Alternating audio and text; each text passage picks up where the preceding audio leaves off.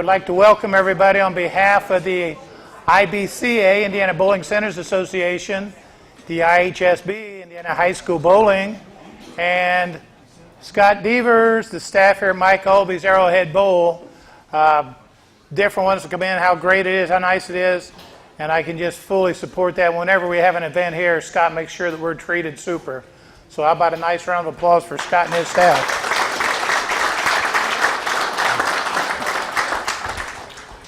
Now, anytime throughout the day something comes up that isn't up to your expectations, you can ask me, you can ask Scott as far as, the center, the way things are going that way. I would emphasize now that through these presentations, my speakers have got their presentation, but open for question and answer. And if one would run a little bit longer because there's a lot of questions, that may replace the end of the day question and answer and bring everybody back. But if you don't get it at that time, you will have a chance later. But during the speeches, during the presentations, you've got a question, comment, get your hand up. We'll either get you a microphone or we'll hear it and then repeat it so everybody can hear what the questions were. Okay? This is our 20th year of Indiana High School Bowling. Scott, you said that was going to work. That's not going to work. Scott?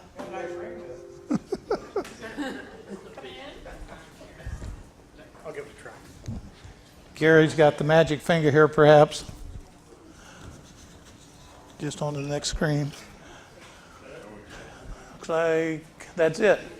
If you can see this, if you can't see this, most of you have already received this information.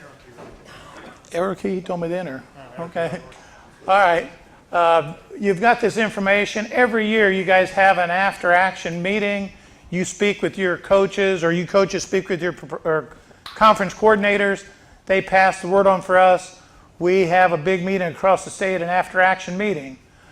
Things that came up, discussion, and from then there, those that get the most discussion, those that may be favorable, unfavorable, passed on for our rules committee to look at.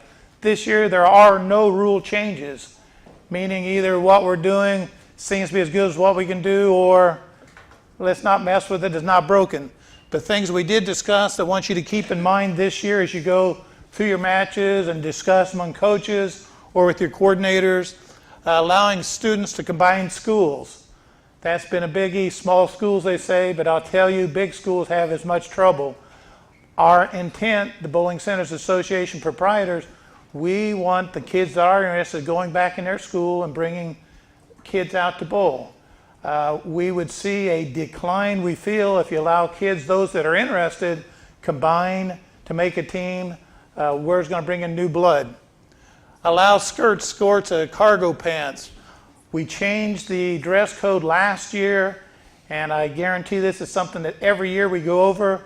Last year we had, I'm going to say, little or no problem or discussion with it. We didn't change it, leave it the same. Allow midterm graduates. That has come up for several years. The kid graduates, he's ahead of his class. Why can't he come back and bowl sectional? Our rule, following ISHA, once he's no longer associated with the school, he's no longer associated with the school. He's not on the bowling team anymore. They do have rules and ways that they can continue with school, continue to bowl if that's a priority. Changing the homeschool rules. We right now follow what they have at ISHAA. Do allow homeschool participants, but still goes back to what the individual school, what their curriculum is for athletics. If they require full-time students, then we support that for bowlers. Tournament rules. Allow all 10 roster players to compete each week in the team tournament. As we have now, those 10 that are on the roster, 7 of those can go on the next week if you advance from sectional to regional, regional to semi-state. Taking all 10, just simple math, we don't have the room in the centers. 3 more bowlers per team, 16 more teams, 48 bowlers with 6 to 8 bowling balls. If you've been to a semi-state, you know what the crowd is anyways. Just, it's tough on the kids that don't make the 7, but yet for logistics, 7 of your 10. Somebody wanted to return to the team tournament to the former format, which was 2 regular games and 5 Bakers. Most of the coaches, however, do like the format of the Baker game system for qualifying. Also, could we shorten that to 8 or 10 games? The present format is 12. It's only been in a couple years, so we're going to watch that and see before we make any changes on that. This one, I think, got a lot of discussion, a lot of support using 2 or 3 games in the team step ladder instead of the 2-game total. Again, just looking at the time, we get into the center, start at 9 o'clock, and the further we go in the tournament, the longer it gets, 6 o'clock, 6:30, 7 o'clock before we get done. For the bowlers, the spectators for the center, looking at ways to cut the time, shorten the time instead of lengthening. Maybe instead of 4 in the step ladder, going with just 3, which would be about the same number of games, same number of time. So that's what we're looking at. And then somebody else using brackets instead of step ladder in the finals. 4 versus 1, 2 versus 3, the winner play each other. We did that one year. It wasn't favorable, so we're not changing that right now. Okay, this is the 20th year of our program. When we started this, we envisioned it someday going to ISHAA. We felt then that we needed the support of the schools. We needed the ISHAA endorsement to validate our program. But as we grew from 99, 2000 year with 94 schools the very first year, as we continued to grow through 2011 and 12, we did not see the need for ISHA. We saw restrictions and rules, so we chose not to go that way. We were told at the very start that we would need 50% of our member schools or of their member schools to have a program participating in the sport during the same season. Our program grew from 0 to what it is today. Everybody playing the same rules, playing the same format across the state. We have heard other states where they had different pockets, had a high school bowling program, so when they tried to put it together for a state program, we do it right, you guys got to change to us. We do it right, you got to change to us. We didn't have that. We started the same and we grew from there. We did hit 200 schools in 11 and 12. Last year, we did drop behind 200 to 199, first time in whatever that is, 6, 7 years. When we started, again, thinking ISHA, we followed most of their rules to make it an easy transition when that came time. The one thing that we didn't follow was the limited participation rule because we wanted quick growth. Limited participation, as I've been around, as some of you know, during the high school season, participants in that sport can't bowl in other activities other than their high school team. So for bowlers, we're looking at during the high school season, and that would be defined from the first match to the time they're eliminated in the tournament. So for some, that may be just a little bit over 2 months. Some it may be closer to 4 months. But it's not first practice into the state tournament. It's when you are participating match till you're out of the tournament. But anyways, limited participation. We wanted the kids to continue bowling tournaments, continue bowling leagues, so that's one rule we did not follow. The high school season starts, I guess I covered that. So as we grew, we did not have their limited participation. But again, if you can see this, or I guess I can send this out to you after we're done here, we started with 94 schools the very first year, 173 teams, total of 959 bowlers. You see in year 5, we were up to 152 schools, up to 1,922 bowlers, 52 boys teams, 143 girls teams. Then we made a jump again in year 10. We had 193 schools, 190 had boys, 159 had girls, and 349 total teams. We're up to 2,600 bowlers. Then on year 14, which was our peak, we had 209 schools, which was 170 boys teams, 150 girls teams, a total number of 2,830 bowlers. But you see down here when we first started, we allowed co-ed teams to bowl in conference, but they could not bowl in the tournament. Again, trying to get the girls to get their own team going, start to get the school into it, to get enough girls to have their girls team. So they could bowl in the conference play to get them started, but they were not allowed in the conference or in the state tournament. In 10 and 11, we allowed the co-ed teams to bowl in the tournament. To me, you see the coordination between changing the rule and the start of the drop. To me, the girls no longer have that incentive to get their own team together. Now they can bowl with the boys, the better bowlers bowl with the boys, make the boys team better, be more competitive. So you see now the drop in year 15, we're down to 164, 145 girls, 352 teams, but we dropped off to 2,763 bowlers. Last year, the 19th year, we fell under 200 with 199. You see 144 boys teams, but see the growth in the co-ed teams up to 52, from 354 teams down to 319, and total bowlers down from 2,800 down to 2,400. So we had to change the rules along the way. When we first started, we based the singles number that advanced off the team number. But as these boys teams dropped, it was no longer fair to advance the same number of singles off the boys teams. We may have 5 boys teams in the league or 5 co-ed teams advancing just boys, and half of those teams were girls. So we changed that to advance off the actual number of kids that are bowling. All right? That brings us back to the ISHA endorsement. We need now the school principal to bring this back to ISHA and petition for the sport, the program to become a sport.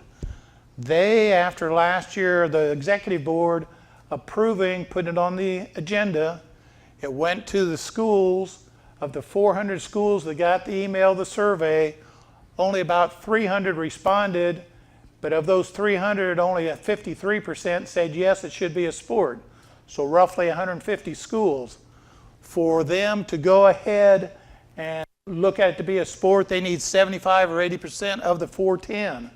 So roughly we've got 150 yes votes. We need 300 yes votes if it's ever going to become ISHAA. So we need, without ISHA, with ISHA, where the program is heading, we need to get the schools more involved. My speakers coming in today from our surrounding states, they are varsity programs. They do have schools involved, and hopefully they can tell us how that worked for them, the pitfalls they experienced along the way, the success, et cetera, et cetera. But again, we need the schools to be active participants. Whether they are financially funding it, whether they're busing, at least recognizing the kids, at least putting flyers up, letting them know that it's starting, at least announcing their winners, et cetera, et cetera. But you as coaches need to, instead of shying away from, work with our schools, our principals and such, so they know that it is a worthwhile sport. That leading into what I've got today, our first up is Bryan Petrie. He is from the Indianapolis South Conference, and he has a little short presentation on Team App, I believe he calls it. But this is a way that you conference coordinators can share your standings online. We can have one site to go on and see everybody's scores from across the state. And that's for proprietors, I say, or for coordinators, but also coaches, a chance for you to stay in touch. So I'm going to turn it over to Bryan here. He can introduce himself a little bit more. And again, anytime during the presentation, whatever it is, you got a question, hold your hand up and we'll share it. You want this? So Chad can hear what's going on. Sure.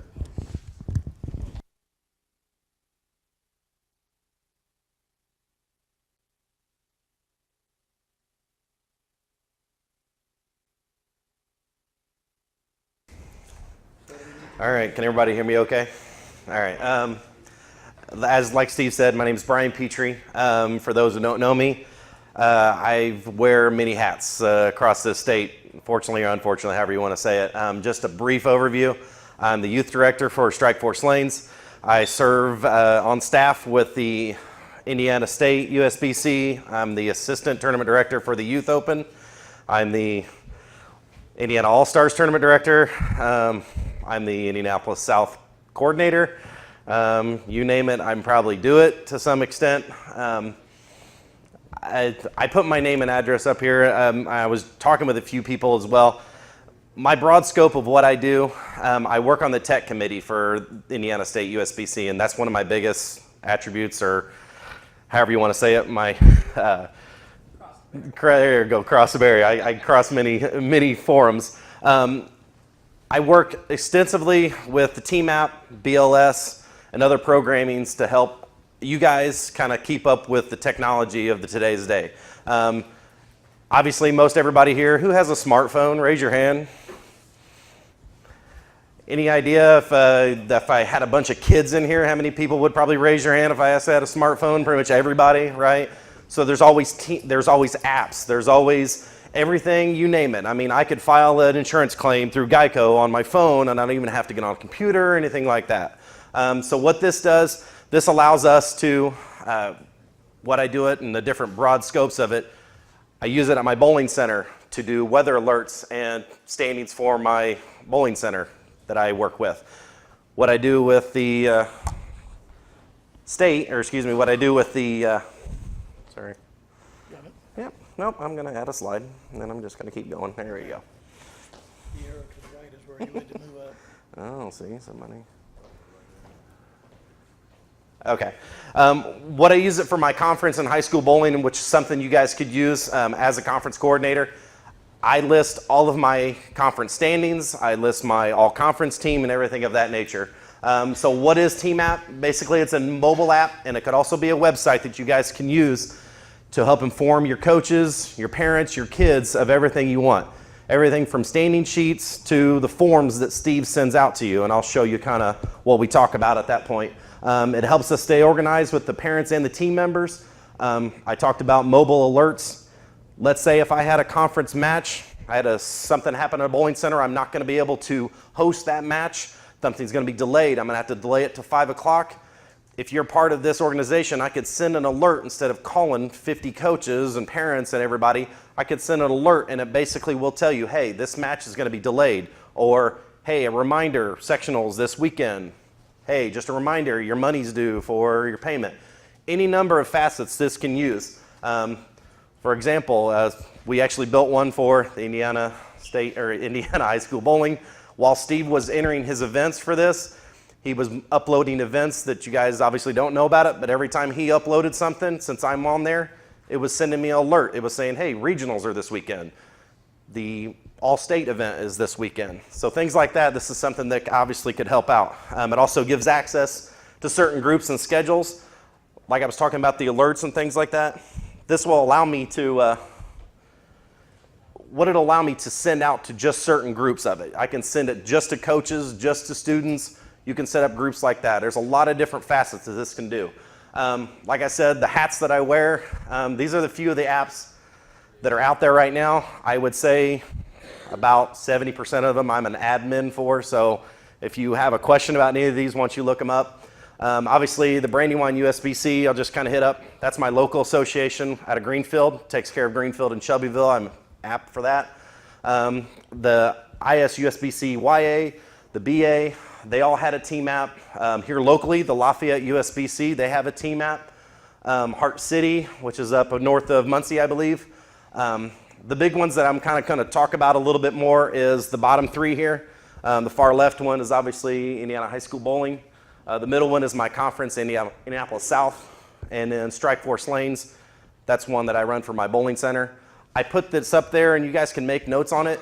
If you go to teamapp.com, and I'll throw that out there, the address will be up there in a second, teamapp.com, teamapp.com. You can do a search for any one of those, and it'll bring it up for you. You can take a look at it, see what it can do for you. My information will be up there here in a minute, and if you ever have any questions, obviously hit me up. We will talk. All right, there's the official. Once I build a team app or a club, it gives me a web address that I can give out to all my coaches, all my parents. I can say, look, if you want any standings, any information on my team, there it is, indysouth.teamapp.com. If you type that into your browser, your phone, guess what? It brings up my conference information right there. And it's all made public. You can make it private and public I don't have any kind of public or crazy, I don't have your social security number or anything crazy like that. So I make it all public so that way kids can see it, everybody can see it. When I bring up the website on the computer, this is what it looks like. And I apologize, there is a 2016-17 season, but it just gives you kind of a greeting. And here's the things that it talks about. I can have my South standings, my matches and events, got news and updates, the Indiana High School bowling documents, bowling centers, the IHSB website that you can go to as well. All these are clickable links. And basically, I don't have to do anything. Steve has his website. It's indianagobowl.com. That click right there that says IHSB website, that's a link. I can have it on my mobile app and on this website. So if you as a coach, gosh, what is that website that Steve always puts all this information on? Guess what? It's right there. I don't have to remember. I can go on my phone, I can go on my computer, and there it is. So the thing we're going to talk about a little bit is the South standings, and I probably should preface this with what Steve would like to do this year. Everybody in here obviously does standing sheets, but we always love to see how other conferences are doing. So in an effort to try to introduce this to the state is to be able to access any standings across the state of Indiana. So if I want to see how Lake Central's doing up north, I don't know. I can probably hit up Larry Zademan and say, hey, Larry, can you send me your standing sheet? And he'll probably say no, because he's, I'm just kidding, Larry. But if I wanted to know and didn't want to bug him, guess what? I can click on a link on this team app for the Indiana High School Bowling, and I can see it. Obviously, it plays into U.S. coordinators. The coordinators are out here to get the information to either me or Steve, and we can post it on here. But this is something that we're like to do, and this is kind of what the biggest picture of this is. So on my South standings here, I got my South standings. I click on it. There's my Indy South regular season boys and girls and my all-conference standings. These are loadable PDFs. These are PDFs that I upload to the website. You can click on it, and there it is. But then you're sitting there thinking, as a coordinator, well, I already have a website. I've got a website that I upload it to, whether it be bowlingsecretary.com or bowl.com or anything like that. What this can do is you can also set this up to be a link, just similar to the IHSAA. Say if you're on bowl.com and you've got your league there, I click on it, it becomes an internet link. I can make it a PDF link. I can make it anything I want, be able to get that information to you. It doesn't add any work to you guys as coordinators. The biggest thing is obviously just getting it to Steve and I, and we can get it uploaded. If you put it on a website, there it is. I will tell you this, that for the bowling center, how this works for a website, Strikeforce Lanes has its own website, and it's great, and it's wonderful, but a lot of people like to use the app. It sounds silly, but there are people that bowl at Strikeforce that will get on Team App before they get on StrikeForceLanes.com. Don't ask me why. I don't know. I don't care. I just put it out there for them, and guess what? All it is an internet link, and anytime they update to the website, guess what? It updates my website at the same time. It's pretty easy. It's pretty quick and easy. And like I said, smartphones, people want to be on that phone all the time. Like I said, here's then like a link. You click on it. Once you click on that link, it brings up a PDF. Basically the staining sheet as you get it. Download it on your phone. It's right there. You can share it. Once you see this, there's an option to download this and send it out to other people. So you want to send it to your other teammates and be like, hey, you know what? Lafayette Jeff's killing us, man. They're look at their team average. Look at how they're doing. You can actually send this to anybody that you want. And like I said, when I got talked about, you can make it a PDF or a URL link right here. I know it's kind of maybe hard to see, but there's a couple different settings. I can make it a PDF. I can make it an internet link as well. So this is a screenshot of what it looks like for those who actually have the team app. This is similar. This is an actual screenshot from my phone. It was at 97%. It's probably about 80 by now. Dead zone of Lafayette, I feel like. Once you click on this, this bottom left corner, I don't know if you can see it, there's a staining sheet. Everything that's there, you click on the staining sheet, brings you up another option. There's all the conferences.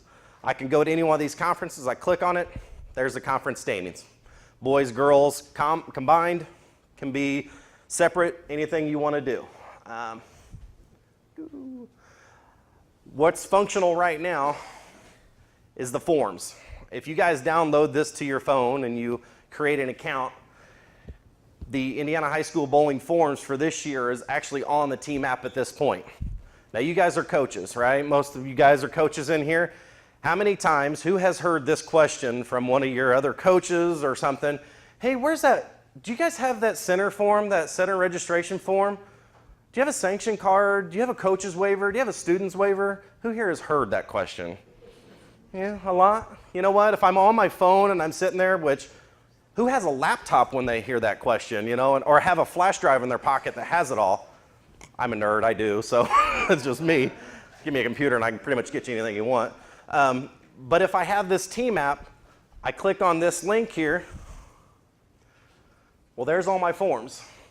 I've got a big link on the top. It's basically every one of those forms. When Steve sends you that big mass of 20 files that you look at and you go, oh, Lordy, have mercy. You realize he's really bored during the summer? You know, like, it's a list. Yeah, and he's like, yeah, over there.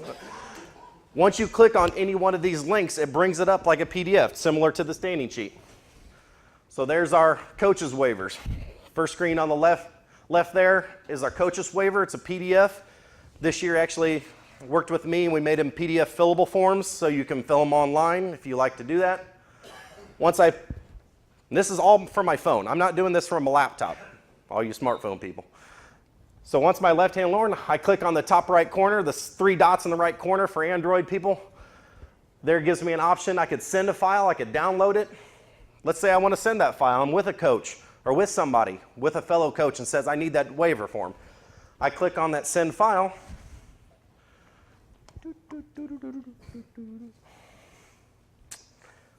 Yep, Decide to quit, yeah, sure. Technology's great. Yeah, I'm not so smart now, exactly. All right.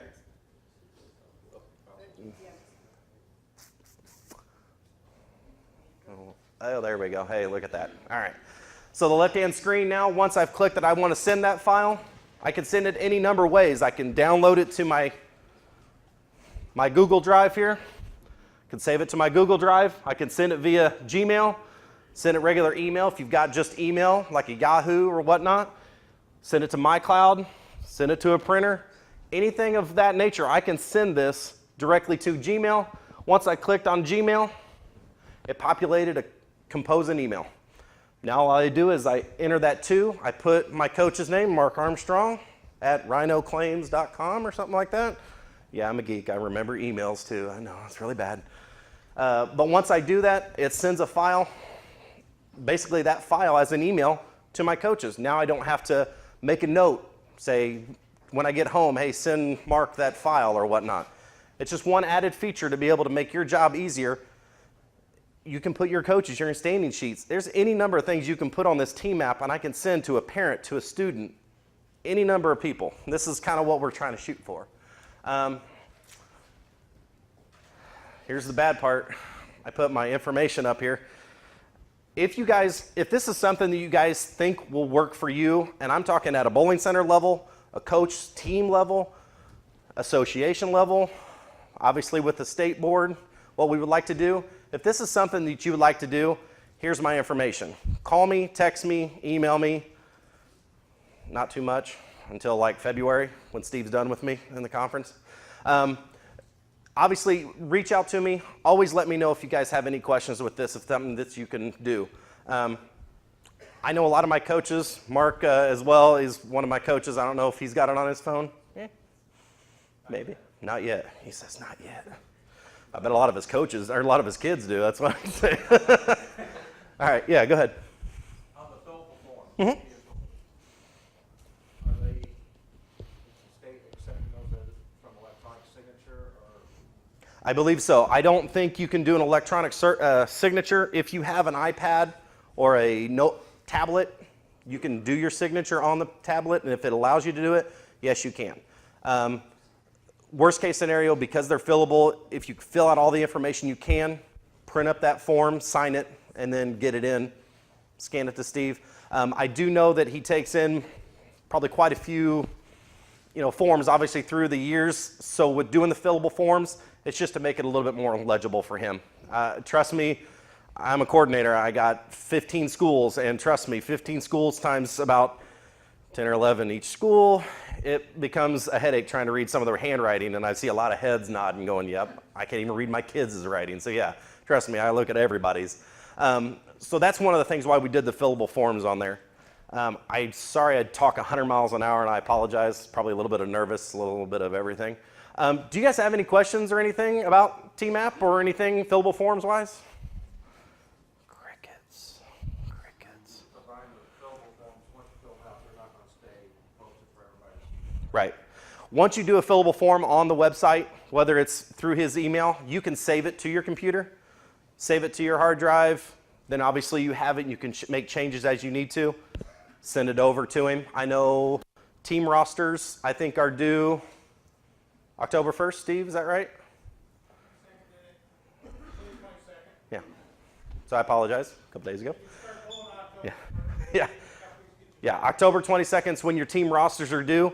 If you want to get them directly to Steve on that fillable form, I do know coaches that are out there. There was an issue with one of the team rosters because the phone number would copy many times. You want to know who to blame on that? Me. Me. It's okay. I'm all right with that. But honestly, once you fill that out, save it to your hard drive, you can email it directly to Steve. He can get all that information. It's legible. It's easy to read. I will tell you this. Work with your coordinators, work with your kids to find USB-C numbers. I know that's a big thing on my end. It's difficult to get sometimes, and you're trying to henpeck USB-C numbers to when you fill them out, but try to get as many as you can. If you have a new bowler, obviously you're not going to get a USB-C number instantly, but try to fill that in as best you can and get all that information to Steve. Any other questions or anything? Yes. All right, I think that's all for me. Like I said, I'll leave this screen up here. If you guys have any questions or concerns, obviously see me at this match or call me anytime. With that said, thank you very much, guys. Appreciate it.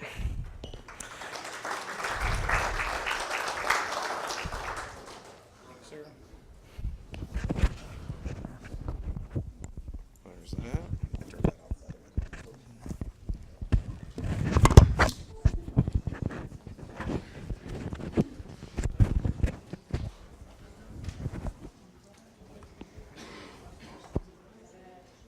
Not too temperamental over there. That should be good. That's all right. Oh. I'll get it.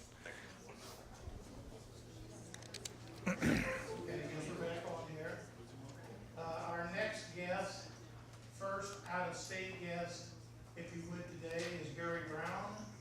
An out-of-state only now. I think he was in state originally. I'll let him go into a little bit more of his background and his bio. But what I have on your sheet there, he's the Director of International Bowling Campus Youth Development. He supervises all USBC and Bowling Provider Association youth programs. He's been part of the IBC staff since '99, including roles in event management, rules counselor, director of high school and collegiate. I know he didn't take the direct route to get here, and some of you have seen the weather in Texas. His flights were canceled yesterday. He had option of going through Miami to get here. He chose Philadelphia instead. Anyways, he's here. Gary? Yeah, nice and direct. So just kind of giving my background, as Steve was indicating here. I have been a youth bowler since birth. Basically, my mom was bowling in a league the day before I was born. My grandma worked at Muncie Lanes, for those who are from Muncie area, for about 30 years. She worked for Stan Willis and Bob Osborne, that whole group there. So my family is heavily involved in the bowling industry for many, many moons. I bowled as a kid at Muncie and Liberty and Village and all around the state in the TKO. So I'm from here. That's one of the reasons why I love coming back, giving back to the sport. As he mentioned to you, I did attend Indiana University. I got my master's there. Had some choices in the profession I wanted to go to. Athletic Association. I worked for CBS Sports for 20 years. So I could have gone and worked in TV, covered Super Bowls and Final Fours. I chose to go with bowling. And the reason for that mainly is because of the passion I have for the sport. I mean, there's just nothing better to me. It's nothing better than going in and watching a kid raise a trophy, do those things that they're involved in the sport. My main duties now, I oversee our youth department, so anything that's involved with youth bowling, you'll get my card if you want it later. Give me a call, give me an email, give me a text. I'm extremely accessible. My wife hates my cell phone, because it's always on, always busy. But I want to be there for you guys. We realize that most people, especially high school coaches, college coaches, volunteers have full-time jobs. So we understand on my end of it especially that you may have to call me or text me or email me after 5 o'clock. Usually about after 10 o'clock every night, I get on my computer, start doing other emails because I know that you guys are busy during the day with full-time jobs. Our department oversees a lot of things. One of the things that's kind of confusing about it is we don't really oversee high school bowling. A lot of people nationally and globally think we do. We serve as a resource center for it. Steve mentioned that high school bowling's been around since 1999. I've probably been working with Steve since about 1999 high school bowling. I worked with the group when Heather Brown was her name, right? Was the young lady who worked in the office. So all the way back then in 2003, 2004, that area. I worked with Ohio to get their stuff started up, which Greg will talk to you about a little bit. New Mexico, did some stuff with Iowa, helped a little bit with Alabama. So there's several states where I've been involved with at least communicating and talking to those states, Nebraska, et cetera. So that's kind of sort of my background. What I kind of was asked to do today was just kind of talk about why varsity. What's so important about varsity bowling? You guys have heard the pitches before, everything that's there. Some of it's true, some of it's not, I would tell you. Offers a sport that does not compete for other athletes. That one we used to pitch very, very strongly, but a lot of people started going away from the specialized sports. When you start studying youth sports today, they don't recommend you specializing in one sport. They ask you to kind of diversify yourself or your skill set. So that's sort of still there, but it does offer an opportunity for athletes in other sports. Opportunity to compete with their school. I mean, there's just not a lot of things better than competing for your school, getting recognition by your peers, having that championship trophies, those type of things that'll get in there. The two gentlemen that are going to follow me, they're going to have a lot more stuff on this because they really, from the grassroots start, from the beginning of the foundation, 90 schools, I think both of them said, all the way to where they're at there, they started those two programs in Illinois and Ohio. Earn varsity letters. I know some schools and club do it, but some don't. But in this case, it always does. You're always going to get a varsity letter in a state where high school bowling is recognized. Minimal startup costs. For those who don't know, typically your school will fund that. A lot of times the kids and club programs and foundations are there. They have to raise fees, but a lot of boosters, those type of things. A lot of kids already have bowling balls. When I get down to the end, you're going to see some statistics that I have, which are pretty astronomical when you look at the difference between USBC youth membership and also in high school membership. Open to any student regardless of size, strength, gender, whatever it may be. It's one of those sports that anybody can do. I mean, look at me, I'm a 5'10" fat guy and I can still go out and bowl. Those are things that we can still go out and do with these pieces. The thing that I think is kind of interesting with this, and I'll go back to New Mexico, which started in 2005. I went out for their state championships for the first time. They ran it together. They had the club sport, flipped it over to varsity. It was just interesting to me because the one lady came up who was organizing the program, and there was the kid who was the all-state baseball player on the team. There was a kid, she said, on our team that was really the antisocial kid, kind of a goth kid, she claimed him to be. And then there was this kid kind of in the middle. When you saw them come together as a group and as a unit, it really commingled the piece, or intermingled the piece of different sociological pieces within the school. So bowling's just such a different piece where you can bring everybody together and do things like that.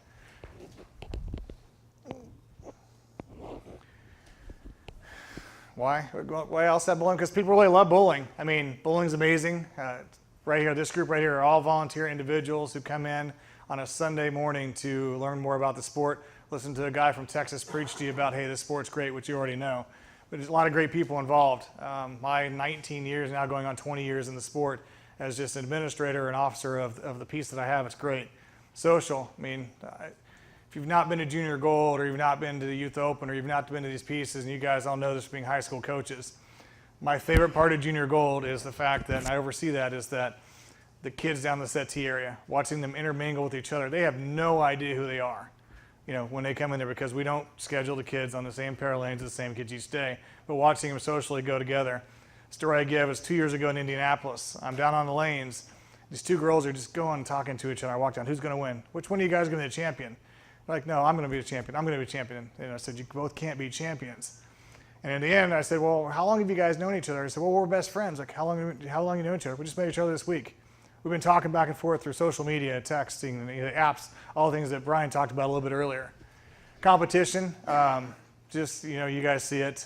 Team bowling, as I love it. That's the reason why I came into sport in general as administrator at the campus is college bowling. I love college bowling. There's not anything better to me than watching that, filtering down to USA Bowling, which you guys have entry forms in front of you here. Scott's generous enough to host that for us. Those things, those levels that you have through USA Bowling to middle school bowling to high school bowling to collegiate bowling, all those team aspects of it, develop so many characteristics and traits for a young student athlete and influence them in different ways. A lifetime sport. You just can't say anything else. There's not a whole lot of sports. I can't play basketball really anymore. I played basketball. I'm from Indiana. Of course I did. Those things that you have, but it's a lifetime sport. I bowl in leagues with a guy who's 90 years old and all the way down to kids who are in their 20s. And they're all competing at the same league at the same time. That's just something you don't see in very many other sports. How do we get kids into bowling? How do we get them there? Youth leagues obviously is our foundation, our tool, the resources to get them. I would tell you, numbers just like centers, just like other things we have, are going down every year. We don't really measure ourselves always on membership numbers. And the reason why we don't always say, hey, membership goes down every year is because high school bowling is going up, college bowling is going up. Those elements that you have that are surrounding the sport are continuing to grow. Bowler's Ed is getting into more schools, all those things that we have. Youth tournaments, talked about a little bit before. Junior Gold, Youth Open, your state tournament, your association tournaments, the Mike Croucher's tour, TKOs, the things that I grew up with, all those things that you have within the state. Those tournaments are how we get people involved more into competitive bowling.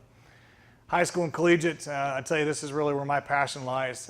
It's just the coolest stuff ever to watch those kids raise a trophy at the end. Junior Gold, 20-hour days every day for a solid week, but in the end, when that TV show, when that kid holds a trophy, I tell you what, still every day, every time I see it, my 6 years, 7 years I've ran it now, still chokes you up because you see that emotion between not just that, but the family and the friends who have all put the passion and hard work into that. PBA, PWBA, obviously PWBA is a big push for us. Now we have an aspirational level for the young ladies. I know I heard Steve mention that the numbers sort of on the girls' side have gone down a little bit. PWBA now is an aspirational piece for them. They really never had anything. They had collegiate bowling was the top of it. NCAA or club bowling was the cap of it. They had nothing beyond that. Now they have at least some aspirational levels to be professional throughout the summer. Adult leagues. This is kind of your we call it a ladder or your tree, but your ladder leagues. As adults, you move them on to leagues. Go into some stats later, but not every single kid who bowls has to be a member to be successful long term. We have to grasp and understand that if you have 5,000 kids bowling in high school bowling, that means they're touching the sport. You look at numbers that at age of 13 is when kids stop bowling or stop playing sports. If they don't like it, they're not getting better, those type of things, they're not having fun. That's when kids typically drop out of sports. So when they drop out of those other sports, now where are they at? They're in high school. So we can try and capture those kids as well with a new sport, a new activity for them.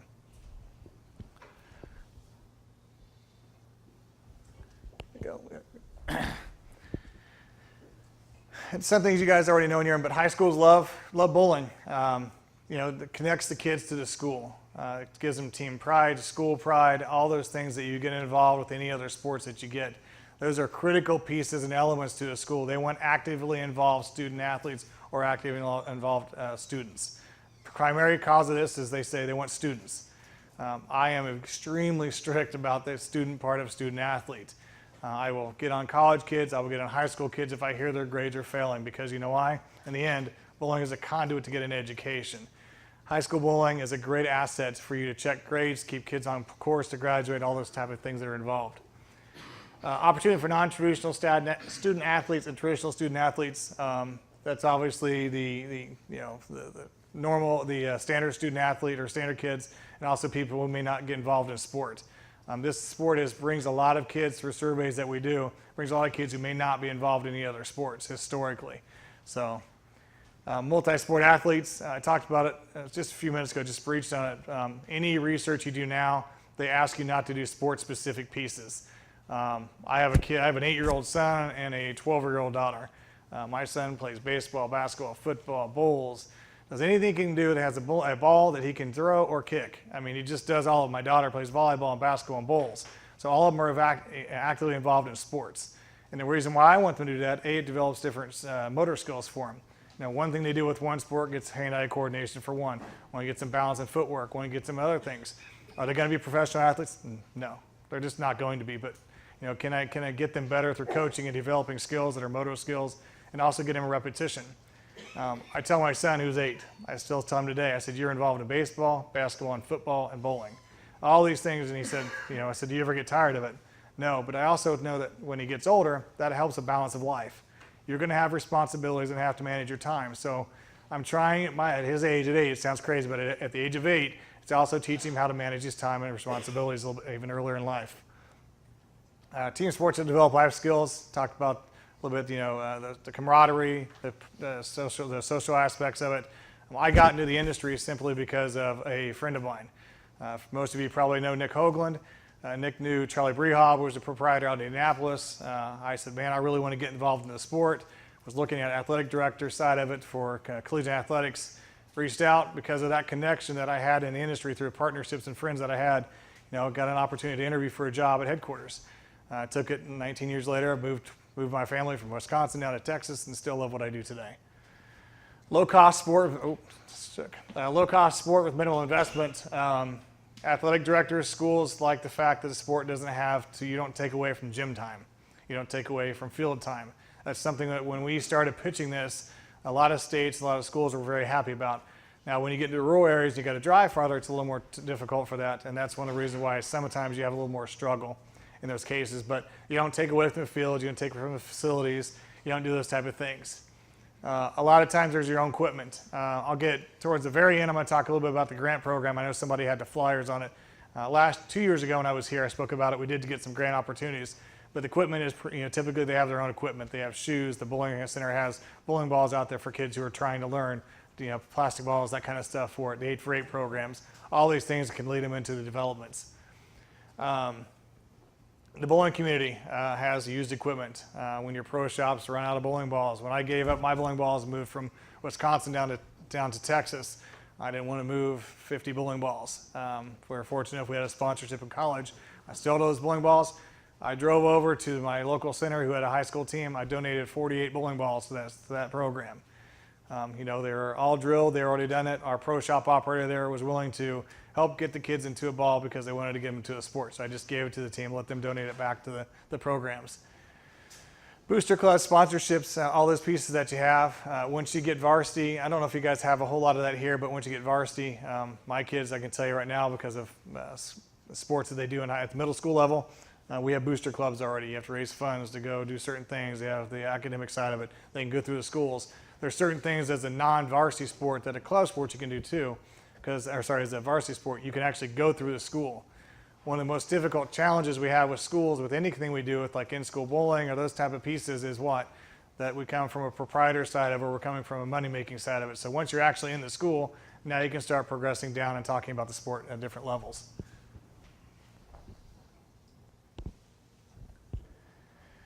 Bowling is a sport. You probably, I can't remember the last time if you guys were here, I talked about the youth ladder. We promoted a lot all the way down from the age of really 2 all the way up to the age of 20. In those cases, you'll see this is sort of mirrors other sports when we get into it.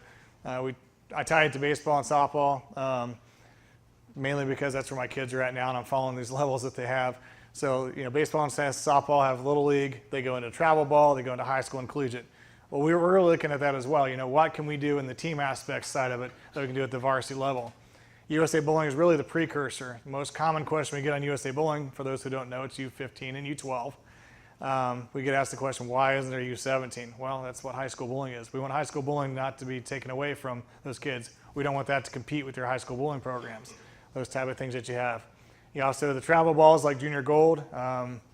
For those who don't have kids in junior gold, which I'm sure all of you probably do, at some level of your piece, kids travel around and bowl these tournaments everywhere, all over the place. It's amazing how frequently and how much opportunity there is for it. High school and collegiate are both there. Both those levels on the high school side, on the left side, are growing. The ones on the right side aren't growing. So if you kind of think about this as you get down and see some numbers I'm going to show you later, but the high school bowling side of it, collegiate bowling side of it, at the collegiate level for us, are continuing to grow, but the other sports aren't.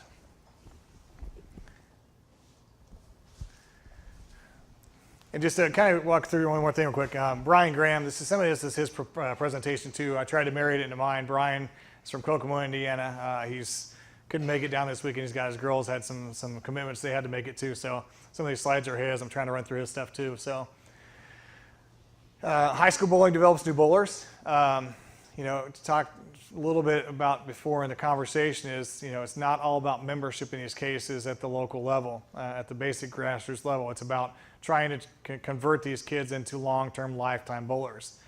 Because my kid may not bowl in a youth league and he bowls in high school bowling doesn't mean they're going to go away and not going to go away and come back. Those pieces that are there. All we want to do as an industry, and what we talk a lot about, I know John loves in school bowling, bowler's ed, all we're trying to do is get the carpets, get the things in front of a kid, introduce them to the sport. Anytime throughout that progression of their life that you can introduce the sport and you have fun. Keyword is fun. The biggest thing about a kid is you drop out of sport, you don't have fun, too much pressure, all these things that you have. But this gives us the ability to go all the way through the chain that I said there before. Youth leagues are participating numbers are declining. I mentioned that before. Everybody publishes membership numbers, decline. But when we get to the end here, you're going to see some numbers for high school bowling. High school bowling is at the highest numbers at the varsity level it's ever been. So over 60,000 kids are varsity bowlers claimed through NFHS. So while those numbers continue to go down at the youth level, we continue to grow at the high school level.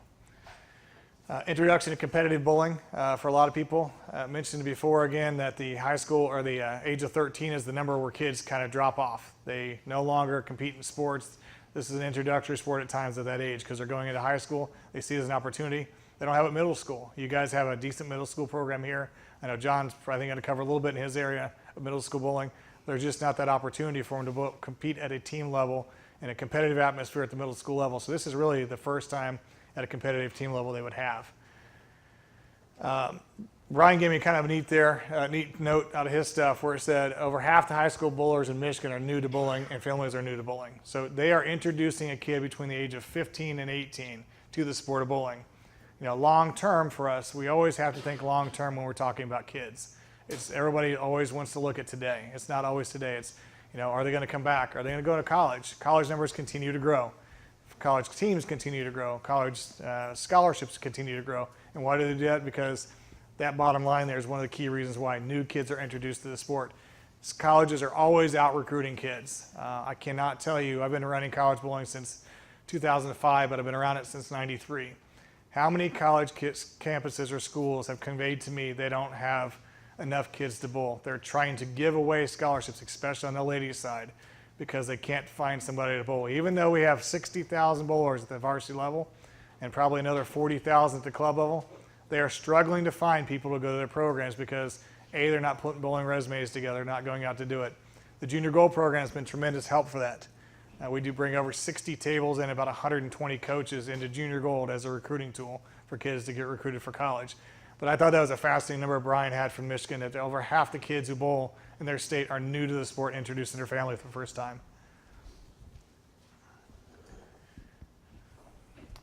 Recognition for bowling is pretty tremendous when you get into the varsity level as you start evolving through it. I'm sorry the fonts are small. I'll make it bigger next time. Recognition by the high school athletic association elevates our image. It just plain does. When you get into the stage and you start getting recognized by your school and you start recognized by athletic associations, you start to get metrics that are there that other places don't get. High school state athletic associations, IHSA, MSHA, etc. They are championships. They're live streamed just like you guys do. They do some television, but media coverage is the big part of it. They get a lot more media coverage because those newspapers are looking for varsity coverage for state championships. Colleges, NJCA, for those that don't know, is like junior college side of it. NCA, everybody knows that acronym, and NEI. All those organizations are growing at the collegiate level right now. NEI actually became a varsity sport just this past year. This is the first year moving forward to it. We're actively involved working with that organization. And part of the reason why they did is because they saw the growth when they started growing it in about 5 or 6 years ago. It's because they saw the continued growth of the varsity state level and the bowling level at the high school level. They thought it was a viable option. Not very many people realize in the 70s and 60s there was NEI bowling. It closed down, it came back in, started back up. Maybe about 10 or 15 years ago at the Pikeville coach really started driving the bus for that. But NEI really got involved. We started it back as a championship actually at Woodland Bowl. And then they got back into it with us because we started telling them, hey, high school bowling is a tremendous piece here. And we were able to show 29 straight years of growth. Now is what we can tell them. When we go into somebody, we can say 29 straight years of a sport has grown. That is unheard of in the varsity status pieces. Trouble, you guys have a little bit with this too at times. You got to play by the rules. I have been running part of the high school program since about 2005. My main job when I came over to our department was work with athletic associations, learning their rules and their, for limited play participation, dual participation, loyalty clauses, whatever you want to call it. All those things are all the same. Some states have created waivers around it. They give you X amount of weekends you can bowl, which coincides with the amount of weekends the season goes on. Some have you must ask for a waiver. There's a lot of things that states will work with in non-traditional sports. We have to take ourselves out of that piece when we start talking about the limited participation in independent play. It's mainly because of baseball, football, those other sports that are there. They try to treat them as unilateral as they can. NCAA does something very similar with that. You can't compete for a club program where you're competing for us. All those type of things that you have there. But that is a big one I know that a lot of people have a problem with. I think John's probably going to talk about it, and Greg, I assume, is going to talk about it a little bit too, because we're always concerned about the proprietor side of it. It's not that big of a deal to the proprietor side of it. They're still getting bowling inside of it. You're going to see the numbers at the very end on stats. High school bowling is double the amount of membership that I have as USBC. So amateurism rules, that's always a little bit of struggle on the end of it. We struggle massively. I wouldn't just say at the high school level, I would say at the collegiate level as well. Our sport is the unique sport where I'm still an amateur. I'm not, but I'm still an amateur. I bowl for cash every week in league, but I'm still defined by our sport as an amateur. When you go to other organizations, they define an amateur as what? Someone who doesn't earn cash. So that's always been a struggle. Smart has been a struggle in some of the states, I would tell you, because of the fact that they see it as a pay-for-play situation. We have yet to have an issue in any state we've gone into and talked to that has flipped to varsity that they wouldn't accept Smart. After we explain to them how it goes, that can only go for educational purposes, that they can't get money back in their hands, that it goes into a national governing body's fund for it. All these things that we have, and especially once you say NJCA, NEI, and NCAA, I'll accept it. So those amateurism rules are a little bit difficult at times in all the states, but I would tell you it's not the biggest obstacle you would have in those cases. And those guys will talk a little bit about that. Rules of formats of officiating. The things I've seen in the club level a little bit is that they're all across the board. Region by region by region by region may have some different rules. In those cases, we have it in collegiate bowling. USBC Collegiate has NJCA, NEI, NCA, USBC Collegiate, NCCA. Just keep throwing out letters in there, stir them around. I probably have the acronym as part of our organization. But all those pieces that we have, they all have their own amateurism rules. They all have something different. We allow for kids to bowl for cash. Guess what? NCAA does not, and NAI does not, and NJCA does not. We do as an organization because we're founded on club bowling. But those amateurism rules and those pieces that they have, they still have to respect the rules that we have. And that uniformity that you get at the state level really helps as you filter down. I would tell you those regions that are separate by separate by separate, then everybody at least can say we're playing by the same rules. Last one is sometimes we don't want to be part of it. Sometimes we're too busy. We try to do as much as we can. You guys are the conduit to this. You guys are the grassroots level. You will talk and talk and talk bowling, I assume. When we go home, what do? We probably talk bowling. We go to league, we're talking bowling. We just love the sport. You're here on a Sunday talking bowling. In that case, so, always be available for an AD, for a conference call, for somebody who has questions about the sport.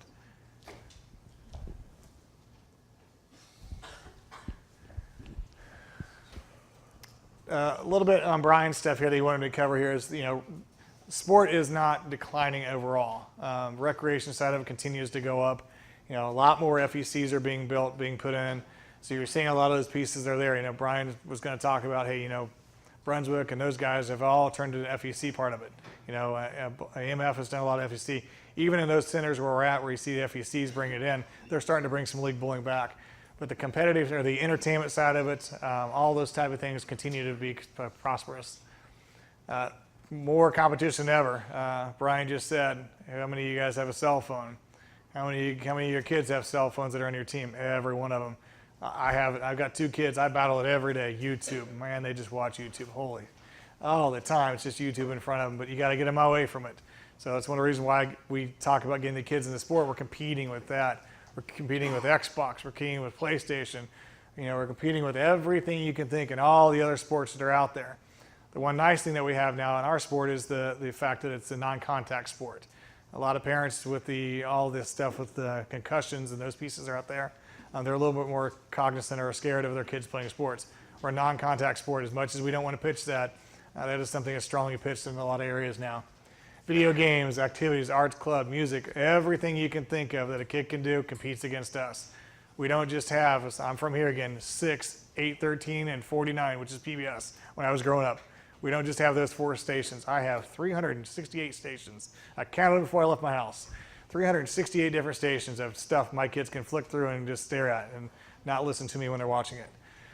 High school bowling is an important piece of any puzzle we do with the sport. That is our major first step, really, in my opinion, of the capture of the team aspect of the sport to get them to the next levels, but also introduces the sport to new kids around the sport.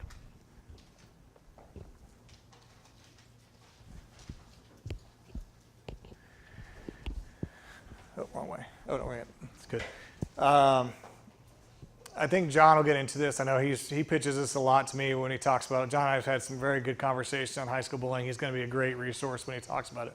But the varsity letters, school announcements, awards displayed in the trophy case, I just heard him out in the front just saying, watching that parade basically in the school of the kids, the pep rally, the sessions, going into the office and seeing the trophy next to the principal's desk right there, all that kind of stuff that may not happen in some club sports. Transportation and uniforms are a big thing. Middle school bowling, when we talk about that, the biggest struggle with middle school bowling is what? They can't drive. So a lot of the transportation needs that you have aren't there. At least if it's picked up by a sport, by a state, or by the school, that has to be picked up sometimes by the parent or by the school. Media coverage, just can't talk enough about how much different it is. I get alerts every day on high school bowling. In my Google, you can do a Google search into it, and it'll give you everything on high school bowling or college bowling. I rarely ever see anything, and I'm from here, about high school bowling in the state of Indiana in those news feeds. You just don't see it. Do I see it in Illinois? Do I see it in Michigan? Do I see it in Ohio? Do I see it in Kentucky? All the states that are surrounding you? Yes. Why is that? Because they're being covered by a lot more by local newspapers because it's a varsity sport. Maybe it's not the print side of it, maybe it's electronic only, but you see a lot more coverage in those states where it's varsity because the local media is typically required but covers some kind of varsity sport in that region. Connects kids to their high schools. Talked about that a few minutes ago. Socialization and life skills. The teamwork, camaraderie, the partnerships, the relationships, the communication. My college team had very diverse personalities. Off the lanes, did we always get along? No, but you know what? On the lanes, we got along great. And that's why it was one of the best teams that we ever had was through those programs because that group of people got along really well. We were able to pull things aside, work together, and teamwork. Do you get along with everybody you work with at your jobs? Do you get along with all the kids that are there on your team? Probably not. But again, it helps them develop certain situations, those cases. Rules and regulations, again, I mentioned the varsity side of it. Standardized rules, standardized organization, standardized structure. It just makes it so much easier for people to understand. If you don't have a standardized system for it, it's a little bit of a struggle at times for people to understand in different regions, different areas. I can tell you just mainly look at the NCAA side of it. They do wins and losses for their records, but when they go to their bracket, they use the total pins. So people call us all the time and say, how does this team 9-0, but yet they're in the 5th place for the bracket? Well, it's because they go off total pins because there's not a format that's structured for that. But when you go to NCAA basketball, the points that the team scores is a win and loss, so nobody really looks at that. And they don't go to a bracket in the same fashion. Academics. It's just such a critical piece to what schools can enforce, in these cases. I know you guys have done such a great job in this state of trying to follow what IHSA does in a lot of those pieces. We don't see that in a lot of states. So credit to Steve and your foundational group here that did that, that created that, said, let's follow the same athletic side of it, or academic side of it, let's follow the pieces that they have. And let's make sure academics are a critical part of this because this sport is a great conduit to get an education. It just is.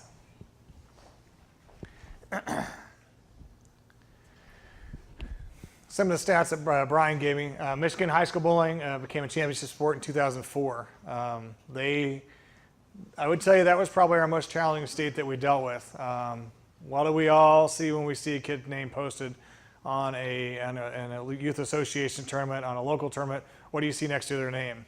You see $500, right? Everybody sees that all the time. Well, Michigan came back and said, that's not right. We don't want money associated with kids. So if you'll see junior gold, you'll see all of our youth tournaments now, all those are in as points because Michigan had a bylaw that said basically you couldn't show kids with money. So if you associated a kid with a dollar figure, it actually was a violation of their bylaws. So we created everything into a points system. So everything you see for us that we do is actually goes into the system by us as a point. It's $1 or $5 for every point, but you'll see that. But that is the thing that was different. So those bylaws were different than everywhere else. We created a set of rules because that system had a different process for it. It's the second fastest sport in Michigan. I'm sorry, I don't know which one was the fastest. I was going to ask him. I forgot to do that. That third and fourth number are pretty tremendous when you look at it. In varsity bowling, I just saw Steve's numbers. I think you're down a little bit in the state, right, Steve, last year? And so you're down a little bit. They were up 8.4% across the board, 4,098 student athletes, and then also another 3,053 boys student athletes. So they were up 4.5% on the girls' side and 8.5% on the boys' side. I will preface this that you're going to see some numbers from me that are a little bit different. NFHS requests numbers from the state, and they may not be finalized when they do certain things. So you're going to see a little bit of numbers that are a little bit different when I get to my graphics. That's pretty tremendous when you think about in that state you got roughly 7,000 kids bowling. I can tell you we don't have 7,000 members in that state. So.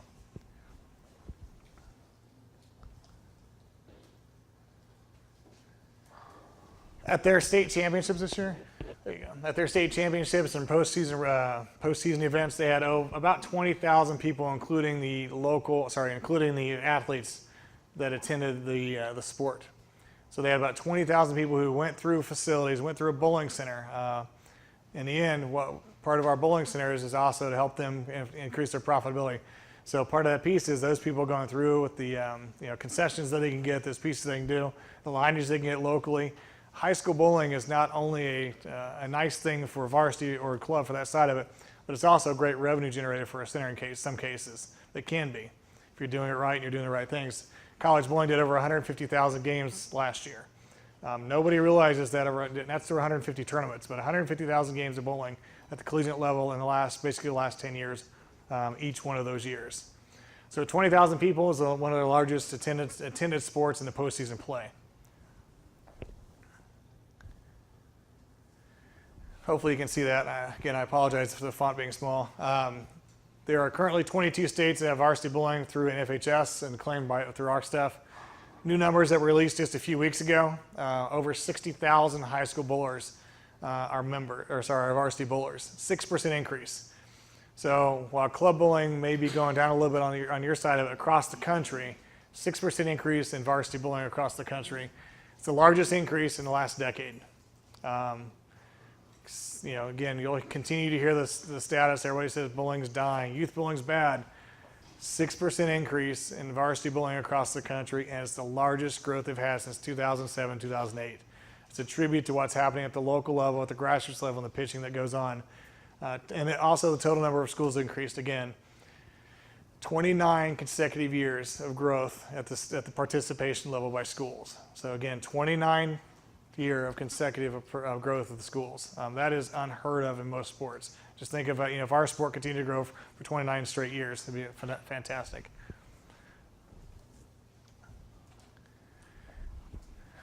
For those who know, National Federation of High Schools is really the governing body for high school bowling. They set a set of guidelines and rules, but in the end, the state athletic associations, the state clubs, they all really manage the pieces. They had a record number this past year in high school sport participation. So across all their platforms that they had, all the number of participation at the high school level grew again. That's almost 8 million people participate in high school athletics at the varsity level.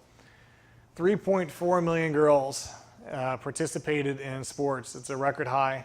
And then also on the boys side at 4.5 million. So it's an incredible number when you roughly see a 7.9 is a little bit right where the number is at in varsity participation. But 3.4 million people are participating in high school athletics. And they also had an increase in sports at the varsity level. We talked about what sports are competing with you. And also on the varsity side, it's doing the same thing. Now there's 65 different sports that are offered. I know bass fishing is offered some places now. I know beach volleyball is offered. All these things that are new. E-games, it's going to sound crazy, but e-sports is a huge piece that are out there now. It's starting to compete against us at all these levels because esports is there's actually varsity sports at schools who are giving scholarships to go for esports. My kid's excited about that. Here's the map, just kind of give you a synopsis of where we're at. The yellow is varsity states, the club is green, the purple is both. I actually can see these colors, I'm colorblind, so it's actually good. And the white is none, they don't have any. There's really only 1 or 2 states that have nothing going on. They used to have something. When I was oversaw the high school bowling side of it, we had an interactive map, and I know Steve used to love it, where we took names, we put all the stuff in there where you guys would go register your players, all this kind of stuff. It kind of dwindled down. Nobody was really using it anymore. But this is a map we put out there that shows you all the sports that are involved. The both means that they're doing something with it. They have a club men's side or boys side and a varsity girls side. So up in that little quadrant is kind of odd because Title IX you would think it'd be those opposite ways. Adaptive bowling is becoming very strong too. For those who don't know, it's special needs individuals bowling with able-bodied bowlers. Nebraska has a championship tournament now based on that. Colorado's working on one like that. There's a federal law that came out that says you have to give the ability for special needs to compete in a sport. Bowling is a great sport for that, so a lot of states are starting to look at bowling potentially as that title, or not Title IX, but as the federal law requirement. Kind of looking through the statistics, we pulled some numbers of where sports are at. Football, I'm in Texas. Football is a basketball down there, I can tell you already. It's the largest sport that's participated in the country at the varsity level. But you can see, look at the difference here in the decline. 2% across the country, but bowling percent across the country has gone up 6%. We've grown, they've gone down, which is great for our numbers to promote and pitch. On the football side of it, in the states that surround you, Illinois, Kentucky, Michigan, and Ohio, those 4 states that basically circled in the state of Indiana, 3.6% increase, but an 8.5% in varsity bowling. So you can see those numbers there. I know you guys have gone down, but surrounding areas have gone up 8%. Does that have to attribute to varsity bowling? It could. It also has to do with a lot of boots on the ground for those states that have done it. Basketball, with basketball. Whew. Come on, Hoosier basketball. Be good this year for once. 1.7% change across all the nation, 6% increase again in bowling. Across your surrounding states, here in the Rust Belt area, down about 0.5%, but up 8%. So all these sports that we pay tribute to being successful in your regions, especially basketball. Basketball is a big one in this area. It's actually down 0.5%, but across the platform, it's up 8% in bowling. Last one we did, a lot of people competed with soccer. Soccer's done pretty good, not as good as us. Again, up 1% across the country, up 2% in the surrounding states. We're still at that 6 and 8% growth. So it shows you that the promotion or discussion of bowling going downhill at times isn't relative to what the actual numbers are across the country in other sports. These are all the big difference with these 4 sports, these 4 states, and what we have here. They're all varsity. Can I say that's the reason why it's gone up in those states? I can't say that's that. I'm sure we could do research to show it helps. Could sure we showed that the loyalty for the schools and the dedication from the programs and the financial burdens. You're going to see there's a study out of Aspen talks about the entry barriers for kids getting into sports. One of those is economics, financial, and one is coaching.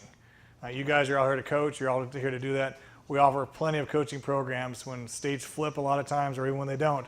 We go in, like at Alabama, we went in there when they flipped.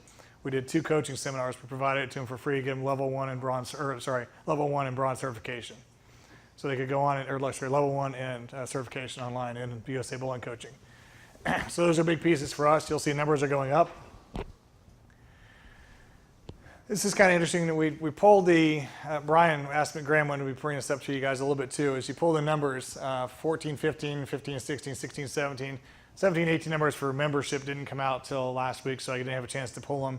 But you're going to see the numbers across the board. The far column obviously is the year, next column is the state. Ages from 15 to 18 is the age group of that's USBC members. So be cognizant that's how many members we had in those states at that time frame. I think probably one was wrong there, but Ohio's probably missing a number there.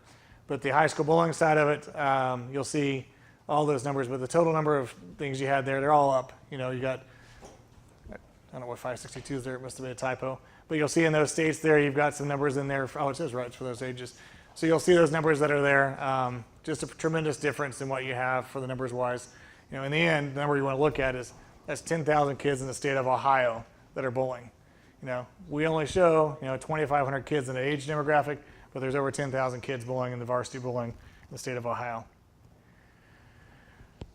It's had a pretty big impact on the collegiate side of it. I've been involved since 1993 with collegiate bowling, either as a competitor, operating the tournaments, or doing something.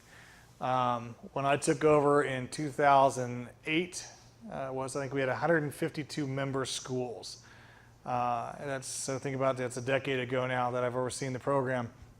And now we're up to 221 schools. A lot of that's attributed, again, those schools are seeing the actively involved sports that are there within the state of, or with the sport of bowling with varsity. So those are the numbers we had. We had 3,825. In 2008, we had about 2,400, so 1,400 more kids. This is only schools that are members with USBC Collegiate. The NCAA side of it, 99 or so, was about 50, sorry, in 08, was about 56 or 58 schools right down there. Now they're in over 80. NEI was non-existent. Now they're up to 52 schools on the varsity side of it. So a lot of these pieces that you see, I can tell you again, going back to the varsity side, it's tough for me too, even on the college side. What organization probably, loses the most if when NEI goes varsity? It's potentially USBC Collegiate, because now they have an opportunity to go compete in another organization and not be members with us. Is that good or bad? Well, if they grow it from 52 to 100, is that good for our sport? Of course it is. It's more scholarship opportunities. It's keeping kids in as another conduit from the high school to the collegiate to the adulthood. So, we're not overly concerned in those cases where we lose maybe some membership dollars or membership services piece to it, because if that number goes up on the high school side of it, it also keeps more kids in the sport longer. Junior Gold. Bryan came, was it last year? Sometime at one point came down here. There was some concern about the Junior Gold side of it. I just wanted to show these numbers. It's amazing when you think about this event, how it's grown. 1,648 kids in 2009. So 1,648 in 2009, 9 years later, it's 3,832 kids on the lanes. So that demographic that you have here, we broke it out into peer groups, several years ago for a reason, because that's, again, more of the mold of what we were going to do. We added a U17 division, because why? Now we're at the college age. Now we have high school age, middle school age, and going down. All those things that we have. But you'll see that the concern I know a lot of times is that we have, when you bring, that Bryan brought back to me, is when you have varsity bowling, that they can't compete in other things outside of their sport. Those numbers show you that it's grown a lot since 2009, even with more states adding varsity bowling. So it's not impacting the Junior Gold program at all. I have maps too. I could show you that if you guys wanted to see them at some point, I can pull them to the side. We have all the maps from 2005, I think it is on, where you can see every state where it's progressed and gone based on a region. So again, 3,832 kids on the lanes last year. That's pretty much my presentation. Does anybody have any questions for me? Yes, sir. Some on scholarships. I've got a parent who's asking about the colleges that offer scholarships. So here in the state, I'm told that none of the state schools actually offer scholarships. They have to be private schools. Is that? I mean,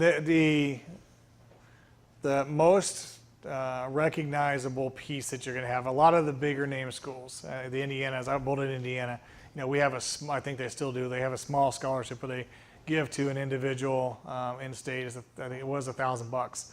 That's called the Bob Burks Scholarship Fund, who was our coach. We raise funds every year for it through the Hoosier Classic. Most of the schools you're going to see are small private schools, and Scylla, I think, does it. I'm going to butcher, was it Scylla or Celia? Scylla, I think, does scholarships too for the junior college side of it. Vincennes used to. I'm not sure if they still do with Gary gone. But Indiana Tech, and I just talked to Chris Adams. They got a new program up in that area as well. They're starting up. But most of them you're going to see are small private schools, except on the NCAA side of it. Obviously, Valparaiso has it, that kind of stuff.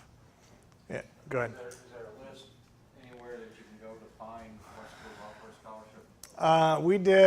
We did a list before. Our biggest problem with that was maintaining the contacts. I would tell you that if you had a school that you were looking at, if you go to NEI, all those schools are offering them. NCAA, all but the D3 schools are offering them. There are plenty of, about half the schools in the country offering some kind of, I use the word scholarship in a broad term. There are certain states that do tuition assistance, which means that they make you in-state tuition instead of out-of-state tuition. So to me, that's still giving you a benefit of going to that school. So anytime you reduce the cost for a student athlete to go there, we call it financial assistance to make it global. About half the schools in the country are offering some kind of financial assistance. I would tell you most of them are not big name Power 5 conference schools. Any other questions? Yes, ma'am. So why are we trying to conform to the rules and regulations of other sports when we as a body do not operate in the same ways and the same manners? Well, you do. I mean, I would disagree in the statement saying you do operate in the same manner. You have individuals competing, you have teams competing, you have a winner and a loser, you have rules and regulations. That's the foundation of every sport that you do. So I would tell you that the competition part of it is regulated to that. I can't speak on behalf of these guys, but from what I understand is the previous conversations have been had with the IHSA, and I don't want to speak on your behalf, but that there's been some give and take on that. You know, the scholarship portion's been a give. They've accepted that term where SMART wasn't. When the predecessor to Bobby was in there, it was not well liked. I think Bobby, from what I understand, as I said, it would be reviewed and be considered, or considered strongly, I should say. The competition side of it, regulations of it. Are you talking about the independent play? Is there a specific rule that you're looking at?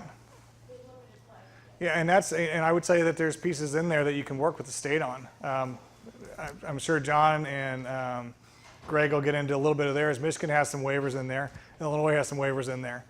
So you just have to, when you go into those pieces, you have to leverage a little bit with that piece too. I mean, if they want it, the piece that you have to understand those cases is, we all have to understand, I did struggle immensely with it to start, is that it's a uniformity across the rules because it's consistency from sport to sport. You know, NCAA is changing a lot of regulations if you follow that stuff. You know, college basketball players now have an elite area where they can go out and they can sign with agents before they're going in their first year of school, and they can go back if they don't get drafted. That's a complete different change to that. So as they start seeing these evolutions at the levels above it, you start seeing evolutions at the levels below it as well. But I would say the format structure, you know, it's all competition. It's still individuals competing under regulated rules with academic requirements for a team in competition to elevate them to the next level or to get them an education. Any other questions? Oh, all right, thank you.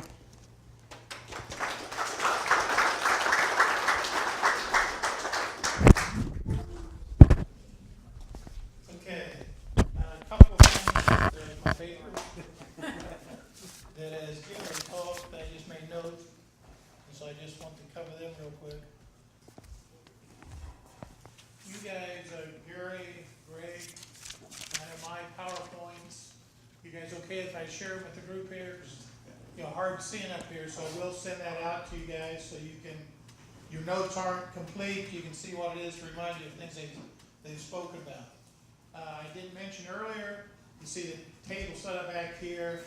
Savage Bowling is again today live streaming the event.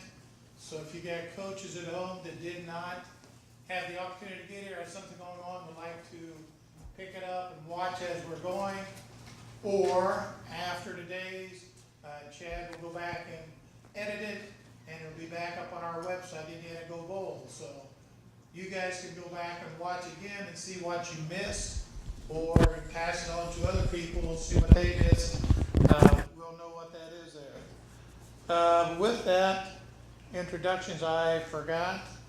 I said IBCA, and then Bowling Centers Association sponsors, hosts this event, hosts high school bowling. Our president was back there. Jason, you still back there? Jason Friedenberg from Richmond chose to come today, so thank you, Jason. On the table out there where you checked in, Larry Zademan brought flyers for the, get all the initials here, NWIJTPA. It's a Junior Bowling Association series, but it's got on there their monthly events. October the 7th, they will be here at Mike Aulby's in Lafayette. So if you got kids that would like to go in this, everything I see, great event. Take one of these flyers, get them signed up.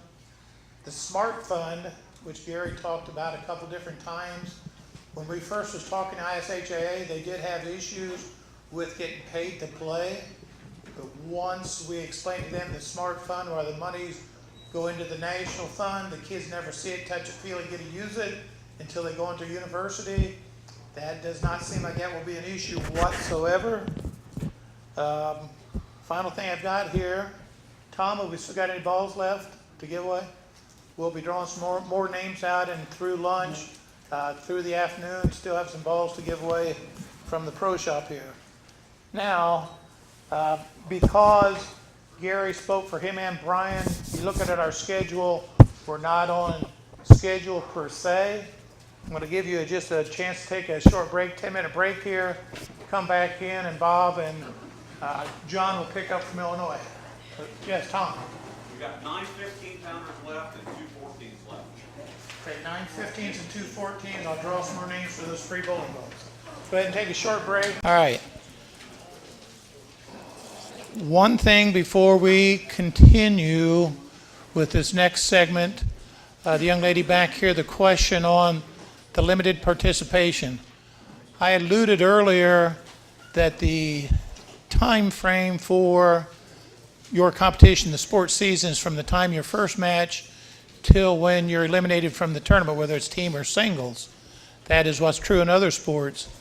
There's nothing set in stone, so this is something, as Gary said, still on the table as we move forward, looking to become a sport, an official ISHA sport. But the one thing in our conversation, that if and when bowling would be considered, probably considered an individual sport as opposed to a team sport. The difference being like track, cross-country, wrestling, tennis, sports like that where individuals compete, their scores or performances go together to form a team total. Bowling would no doubt be considered the same way. And that would be in opposition to, say, football team, basketball team, baseball team. Given that, their other individual sports are allowed 2 exemptions during the sports season. So again, if your student is just 2 months before his season is over, he gets 2 exemptions during that 2-month season. At our annual meeting last fall, the Commissioner Bobby Cox came and addressed our proprietors, and he said he understands that bowling is different and nothing set in stone, but considering, he said, we're not sure yet what those exemptions would be. Would it be a tournament series like Larry's NWI, whatever all the initials are? That whole yearly series would be 1 exemptions? Would it be your league season Saturday morning, all 15 weeks, or 1 exemption? So that's something we're looking at as we go forward, exactly what those exemptions would be. Brian Graham isn't here, but I know they've addressed it. Maybe John and Bob here will discuss that, what it is in Illinois, but it's not necessarily a bad thing if we can gain more participation. So again, nothing set in stone, I don't care what you've heard, but the Smart Fund, they are supportive of that again. Initially, that was not the case. So limited participation, don't let that scare you. We'll move on from there. At this point in time, it's my pleasure to introduce our speakers from Illinois. John says let Bob go first. John Summer, and what you got printed there on your flyer is he's a member of the BPA Hall of Fame. He was a champion for high school bowling. He led the effort to successfully establish bowling as a letter sport in Northern Illinois high schools. His efforts and concepts for high school bowling were important factors leading to the creation of High School Bowling USA, which is now USBC high school. And I know when we first started, they had a video VHS tape, which again dated. John was the spokesperson on that as we started our program. He was the one I saw promoting high school bowling. He was the one that was the backbone for us getting the program started here in Indiana. But some other information from John, he is also a member of the BPA Hall of Fame. Excuse me. He's also a member of the USBC Hall of Fame. He was the co-founder for the LPBT, the PWBA, and operated it for over 25 years, and that's the ladies program, professional program. His son and daughter are both high school bowling coaches, and his son Brad has led his teams to 4 Illinois state championships. He's got a grandson bowling at Wichita State, and his granddaughter is bowling at Nebraska, so been in bowling a long, long time. His speaker mate here is Bob Damon, and you see from his credentials on the flyer that Bob earned his master's in physical education from the University of Illinois. He has taught in both high school and college. He has coached football, wrestling, softball, track and field in both high school and college. He has worked for the Illinois State Bowling Proprietors Association as coordinator for Bowler's Ed and Interclassic Bowling since 2007. Awards that he has won, Hillsdale Central Teacher of the Year, Illinois State Football Coaches Association Hall of Fame, Western Regional Wrestling Official of the Year. Got a few others here, but these guys, we're lucky to have them. Let's give our attention to them as they talk about how things have progressed in Illinois. John Summer and Bob Damon.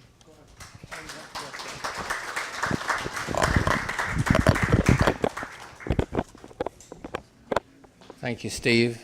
I think what he didn't say is I'm a very old bowling proprietor, over 50 years.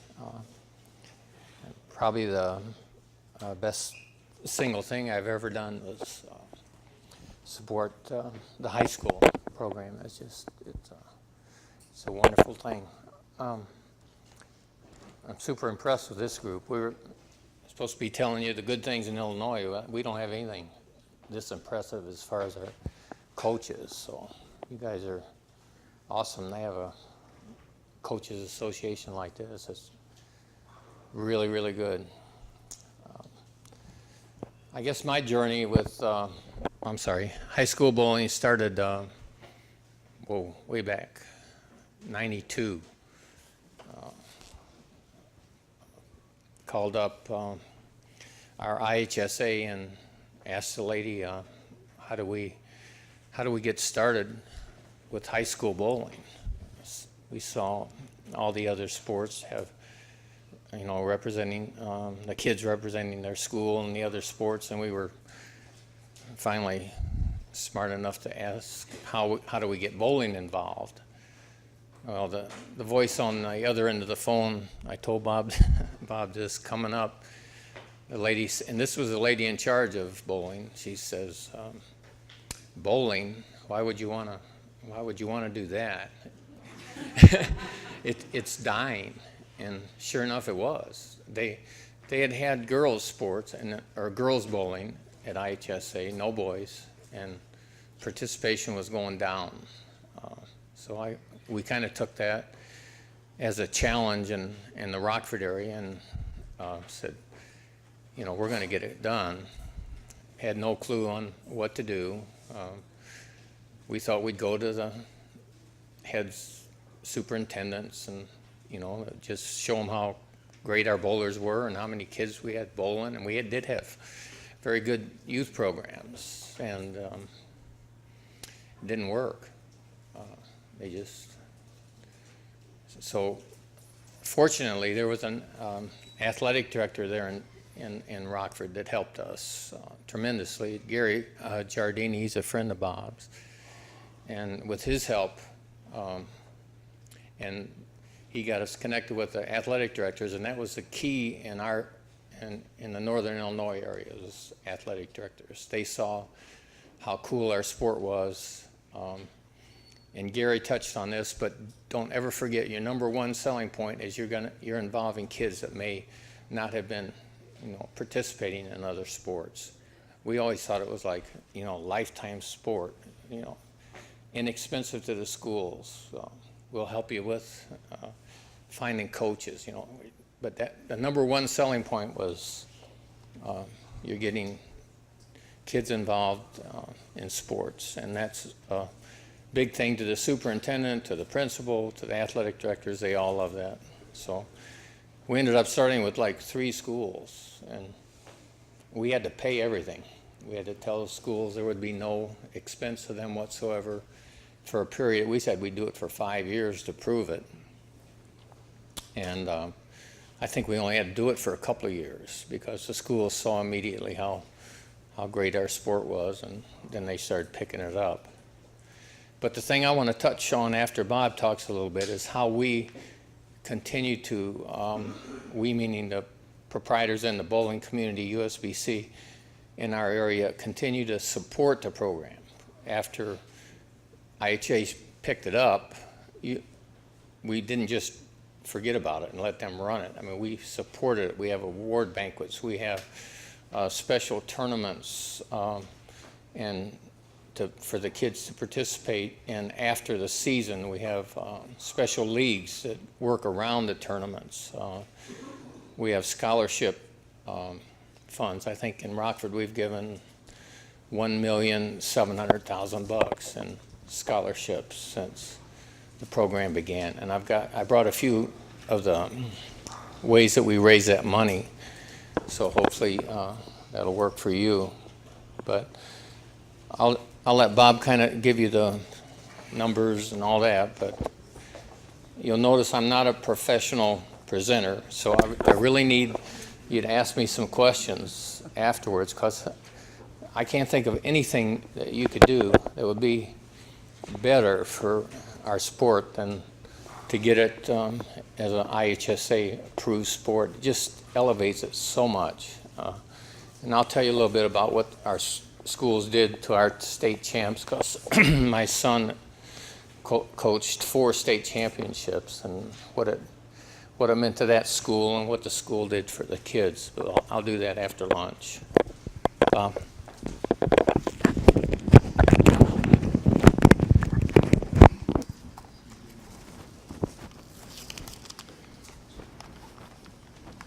We're going to have to smooth this out on how we're going to transfer all this equipment back and forth, so we're taped by that, folks, and you guys can hear us speak. So I apologize for any types of confusion in there.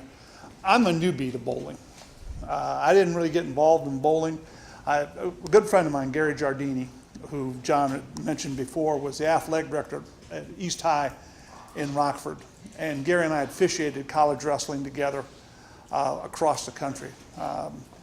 And Gary had talked to me about it and expressed his great appreciation for John to help him out and getting bowling started at his high school, and said, I really debated going back and forth whether I wanted to do this or not.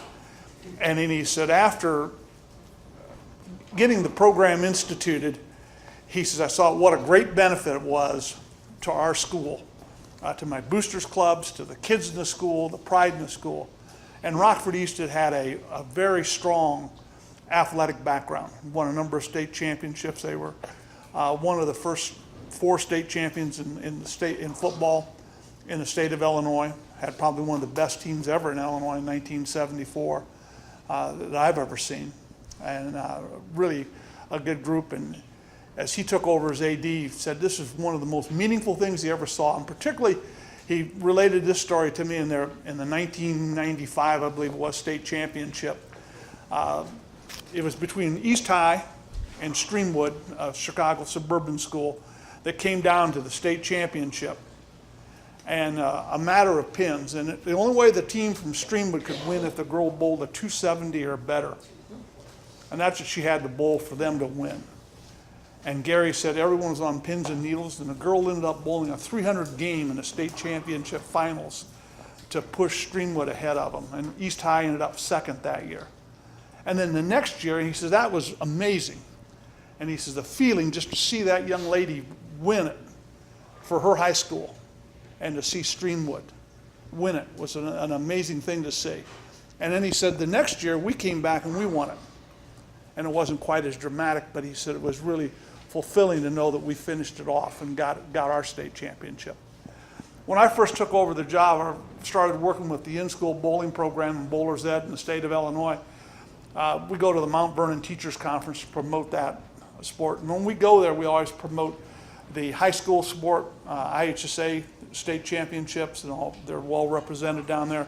And the Illinois Elementary School Association and Junior High School state championships, along with the Southern Illinois Junior High School Athletic Association and their state championships too. And I visit proprietors around the state in my travels just to introduce myself and to promote the Bowler's Ed program. And I went into a little bowling center, Salem, Illinois. And Salem, Illinois has maybe 5,000 folks that live in Salem, Illinois. And they've got 350 kids or so in their high school. And I just happened to go in that day when I was, a day before we were going to Mount Vernon to the teachers conference. And Gary and I both walked in there at that time. And they must have had 50 kids bowling. And I asked the owner, Steve Ludwig, I said, Steve, what are all these kids here today for? All these kids are trying out for my high school team. They had 50 boys trying out for their high school team of 350, and he'd really promoted it in that school. And it was one of the neatest things I'd ever seen. I had the opportunity to participate in state championship football games. I had the opportunity to officiate collegiately at 10 national championship levels. So I think I'd seen some pretty darn good athletes and some high levels of competition. That day there showed me, I was really impressed with the fact that in high school bowling, there was that interest, and the level of competition was amazing. That those young men put forth at that time to compete for one of the 6 spots he had available on his varsity. He kept a squad of 10. And then the rest of the kids are going to be kept as the JV. But this is just for the varsity. I mean, it was some great competition in my point of view. The kids were really into it. And after they were all done, they all laughed and joked. But boy, at the time of competition, it was intense. And I thought, boy, this is a sport that we need to really promote more of. And what a great turnaround. And I've seen that across the state of Illinois in my travels, going across to different places and seeing the different schools compete and kids compete. It's really fun. And I'm sure it's a great thing for you folks to watch too in your own state championships, but I think it goes to a different level when it's an IHA sponsored event, or AA in Illinois. We have the IHSA and you've got the IHSAA. So if I skip one of your A's, don't get offended by any means. But I think it's really cool to see that. And I'd never been involved in bowling in my life to speak of. You know, yeah, I bowled in church league once in a while, you know, but never, not a whole lot. So I think it was really cool for me to see, and I think it's something that you've got to remember that a lot of people aren't involved in. You got to sell that sport to those kids. And it can bring a lot of benefits to them. And I think it's shown in the growth. You know, back in 1972, the state of Illinois started 72-73 season. They had their first girls state championship. At that time, they had 26 teams involved in it. And their regionals and the sectionals to qualify for the state was a postal tournament. Is how they first started it, where they didn't all get together. They bowled out of their own centers and submitted their scores, and then the top scores went to the state meet, and they had 7 teams go to the state meet to win it in a little school. Less than 200 kids won the state that year, Abington, Illinois, who later on dropped bowling and then was reinstated with a YES grant that's sponsored with USBC and some other folks, that they got a YES grant to get the bowling back into it, and they still have it to this day. So we'll talk about those things a little bit later, but I think you're on the verge here, and I think there's a great advantage to having high school bowling. You know, and I'll turn it back over to John here to talk a little bit about what happens in Rockford and what they've done. But to give you a little bit of insight on Rockford and the dominance they've really had in bowling. In the last 25 years in the Rockford area alone, they have picked up, on the girls' side, they've won 12 state champions have come out of the Rockford area. And they've had 8 additional teams that have placed in the top three, second or third, top four, 2, 3, or 4. And on the boys' side, since they said the boys' state tournament was started in 2002, 2003 school year, on the boys' side, they've won 7 of the 16 titles from the Rockford area. And they've had an additional 8 place winners also from 2 to 4. So when John talks, and a lot of it comes back from what John did and what the bowling proprietors in the Rockford area have done to help get that sport there. They've done an amazing job. They are the model in the state of Illinois, as it says on the outline there. They're the model for having outstanding bowling in the state. They're the premier one. So when he talks, listen, because he's got some great ideas for you to bring back. Another thing I think, too, and I forgot it beforehand, was that of all the state titles that have been won in the state of Illinois, 60% of them in place winners, too, 60% of those winners, that's the first time their school ever won a state trophy. I don't know how many of you in here, your schools have won a state place winner. And I don't care what sport, it doesn't make a difference, whether it's cross country, whether it's football, whether it's track and field, tennis, it doesn't make a difference what it is. But 60% of those people that won, that was their first state title. That's a big thing for a school. That's a neat thing for a school to have. I was at a school a couple years ago. I work with student teachers in the state of Illinois at Illinois State University as an associate professor. Teach a class for them and also mentor student teachers in health sciences, which I taught for 25 years. And I went to a school, Plainfield South. You walk in their school, they've got a big foyer in the middle of their school. Right in the middle of that foyer, in a glass case, is their only state championship. 2008 state bowling championship. What a neat thing for that school to have. So that's what we're looking at here. You know, we talk about whether here in the state of Indiana, do you want to go from a club sport to a varsity sport? That impacted that whole school. Now, you know, you've had your proprietors and your local centers, and I know you take great pride in winning a state championship at that level. But it ups a whole notch when those schools get to win it. And I think that's really a strong selling point for doing what you want to do. So I'll turn it over to John. He can talk a little bit about Rockford. Or do you want to stop here, or how do you want to do this, Mr. Kunkel?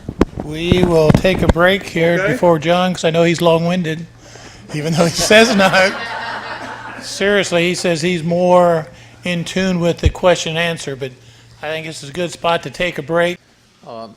Before I get into the support programs that we do in our area, I just wanted to elaborate a little bit more on the school and what they did for the bowling team when they won the state championship. That probably would never have happened if it was still a club sport. But it was just amazing. They first of all, the athletic director and the principal went down to the state tournament, and Illinois is a pretty long state, so it was a long trip for them, but they went down to support the team. Then when the team got back to Rockford, the fire department was there, escorted them in. They had full school assembly for the kids. And they put a big sign out in front of the school, you know, state champion, it'll be there forever.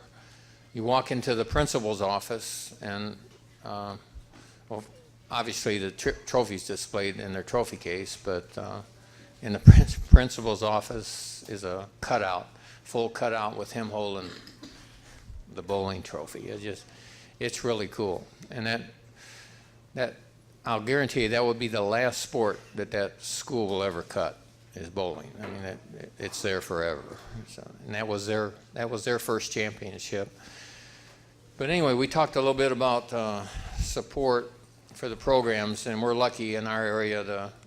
A lot of our USBC people and our proprietors all support the high school and middle school now. And remind me to talk a little bit about that, because that's a great feeder program for high school, and it's growing like crazy. But let me start backwards. This is our end of the season banquet that we do, and it's pretty cool. I mean, kids dress up, parents all the parents are there, the school people, and we give a few trophies. And there's a lot of awards. There's all kind of special awards that we give, and that's where we award our scholarships too. And as I mentioned before, we're $1,700,000 just in our Rockford area for the bowlers. So now I got to tell you how we get that money. And I'm hoping all this stuff is legal in Indiana, so maybe I should do a disclaimer here that please check with your attorneys. But I'm thinking this one is no question, and you're okay to do this. We run a citywide, we call it a mega strike jackpot, and it's just really simple. Depending on your average, you got to match the strikes that are in, in that category, and you win the jackpot. Right now, our jackpot is over, I think, 10,000. So we're getting a lot of entries right now. So I don't know, lanes must be tougher this year, but this is a very, very simple thing to run. Please do all the rules. We've tweaked this pretty good. If you do it, just make sure you have the rules and the averages, and you check the averages before you pay out the money, because we've had a few issues with that. But we raised a lot of money on this. So that's probably one of our best fundraisers, and it's based on skill. So I'm pretty sure it's legal here too.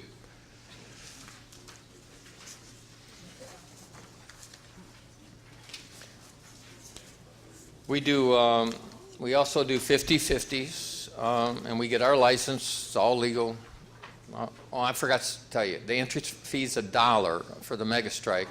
So 50 cents bills a pot, and 50 cents goes to high school bowlers. Our bowlers all know where the money goes. They're all happy with that, and it's just a win-win-win. We do 50-50s pretty regularly in the center. And in Illinois, you can't do a 50-50 without a license, so our league bowlers don't do 50-50s for the league. So the 50-50s that are run help high school bowling. So this one you probably ought to check. Because of the USBC vision, their 501c3 goes down to the local level. So we use that 501c3 of theirs to do what we call pull tabs. Do your clubs, I think, have those things you snap off and you match numbers and stuff?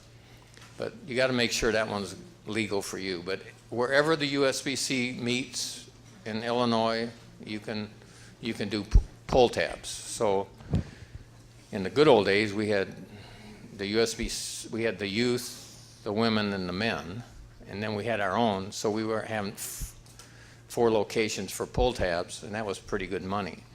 Now, that was the only negative thing I can think about the merger is now we're down to 1 501c3. But anyway, check that one out.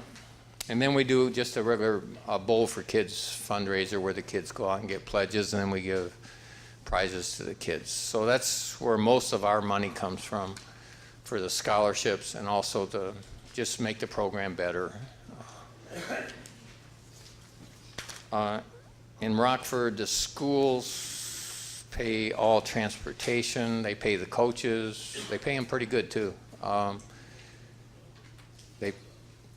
Lineage, what we do is we charge a participation fee, and that's kind of what the other sports do too. If you play a sport, you have to pay $100 or $150 or whatever, and that's what bowling does, and that's how we do the lineage. And then we run additional tournaments too throughout the year. Yeah. But What is your participation fee, just out of curiosity? $125. Yep. Now we sanction our bowlers too, out of that. And what do they get for that 125? They're all the lineage. Schools pay. Schools are doing the uniforms and the transportation. So really, that's just mainly lineage. In the old days, we did everything. For the practice, say, before their Yep. meets? Yep, but we supplement that with fundraising too. I mean, so that's pretty cheap, I know, but we didn't want to get more than what the other other sports were charging. Yep. What do you do if you got a kid that can't afford the 125? No, there's that. It's hardship cases. Okay. That's part of this That's money part of raising. the other money. Yep, Okay. we'll pay it or forgive it. But that was really prevalent 4 and 5 years ago, but I'm not sure we had hardly any hardship cases this year. Yeah. But there's ways around that. Do the high school kids practice 5 days a week as in other sports then? It's up to their coach. I think most of ours practice like three times a week. I don't know any of them that practice every day.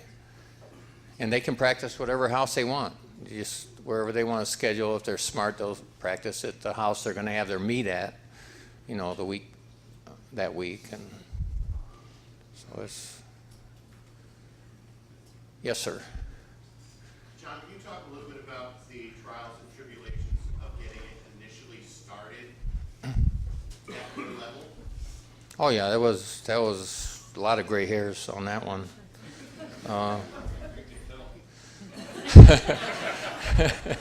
And loss of hair. No, it was like I said, that it started right there when I called out the IHSA. I knew we were in for a little bit of a battle. When why would you want to do it? And then we just thought everyone was logical, and we told them how good our kids were, and why can't they represent their sport? And it just never worked. And in Rockford, if it wouldn't been for Gary, who Bob talked about, I don't know where we'd be, because in our case, the athletic directors were the key. They just once you convince them, and the number one selling point is that these kids a lot of them haven't participated in other sports, and that's. What else did we do? We did petitions. We got our bowlers. We got parents, talking to the principals and athletic directors, and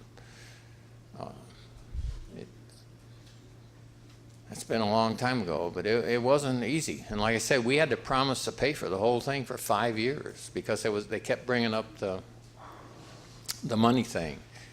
And initially they threw. Title IX at us, and they said, okay, we'll do the girls. So a lot of times we'd settle for the girls first, and then they'd see how great that was. Then we'd sneak the boys in. But Title IX is a pretty good selling point as far as the girls, getting them to participate, because a lot of schools are kind of looking to resolve that issue. I want to talk a little bit about the independent thing, because I know that's a problem, and it was a problem for us too. I mean, and why should we quit bowling Saturday mornings? They can't bowl anymore during the high school season, and it's not perfect. I wish we didn't have the rule, but there's so many ways around it. In our particular case, what we do is we run a league up until the high school season, then we break, and then we run a league after the high school season. In Illinois, they've gotten pretty great. As bad as that first person was I talked to about bowling at IHSA, we got just the opposite now. There's a lady, Stacy Lambert, wonderful. She just is so supportive. She loves bowling. She loves the growth. She does everything we ask her, and she's really, really good. So that all changed. But where was I on the participation or that independent rule thing? The other thing to remember, don't expect them to go back bowling Saturday morning with the little kids after they bowled for the high school. You've got to make it different type of leagues. You've got to make it really, what do you call it? Upscale, or, you know, and I've got some of the formats that we use: scholarship leagues, doubles with their parents, and then have the kids win scholarships. It's got to be more than just going back to the regular Saturday morning program, because they're spoiled after bowling for their high school. Well, you know that. I mean, it's different competition. So and then the other thing that Illinois has done is they've started giving us exemptions for like USBC tournaments and stuff during the season even. How many we got now? So they'll give us 3, and maybe in a couple more years there'll be 5, and then maybe someday that rule will go away. But don't let that be the reason you don't do it, because there's ways around that independence thing, or whatever you call it. Is there any more questions on that one? Because I know that's a bugaboo. It was scary for us. Yeah. What is Title IX? Title IX is where you want to explain that one? Sure. It's one equal for girls and boys as sports. Well, technically, it's not supposed to be 50-50. Title IX just tells you that the girls should have an equal opportunity to be able to compete in a variety of extracurricular activities. That's all really Title IX amounts to. You don't have to have, I'll give you an example. If you're Purdue University here in West Lafayette, in boys football, they can offer 85 scholarships. There's probably all the girls' sports at Purdue University combined together probably can't equal 85. So it's not 100% equal. You understand what I mean? That's why we're able to do girls first. That's why they did it in Illinois. They took the girls first because Title IX came back out in the early 70s. So that's why the girls came first, and it was almost 30 years before the boys became a varsity sport, a high school sport. So it was because of Title IX is why they did it. So don't let your school say, well, we can't do it because we've got X amount of, or particularly with the boys, we got to have equal amount. It isn't equal amounts. You just have to have the ability to compete. That's all. I mean, that's the basic rule for it.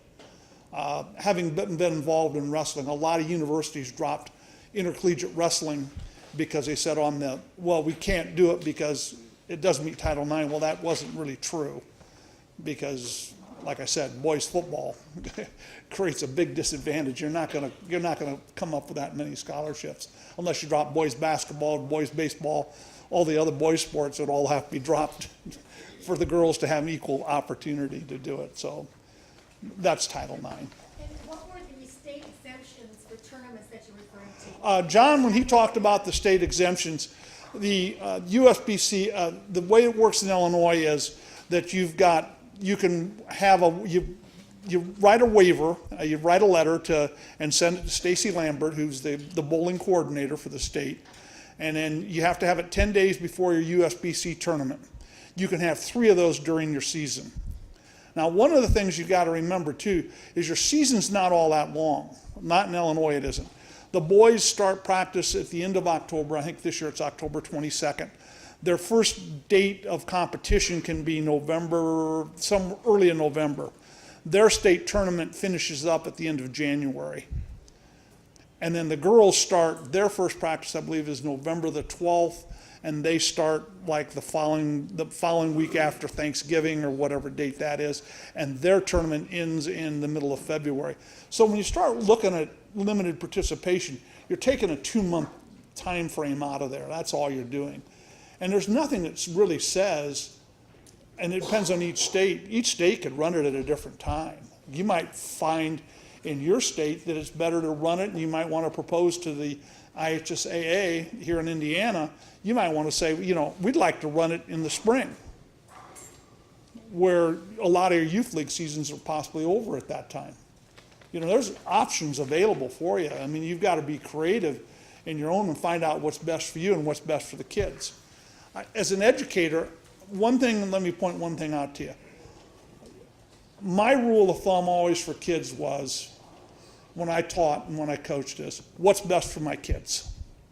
That's the bottom line. what's best for my students? That's to me is the bottom line. And this is literal, or figuratively, I guess it is.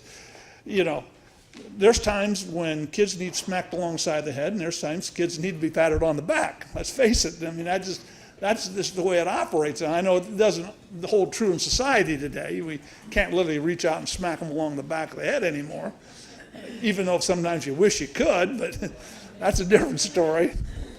But I think that's the bottom line. You got to remember what's best for kids. And when you approach this, never lose sight of the fact, what's best for my kid, what's best for the kids. I think that's the bottom line in it.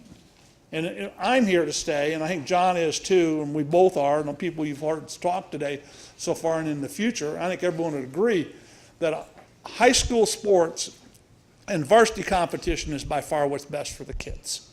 That's the bottom line. And I think that's a critical thing. Okay? Thanks, Bob.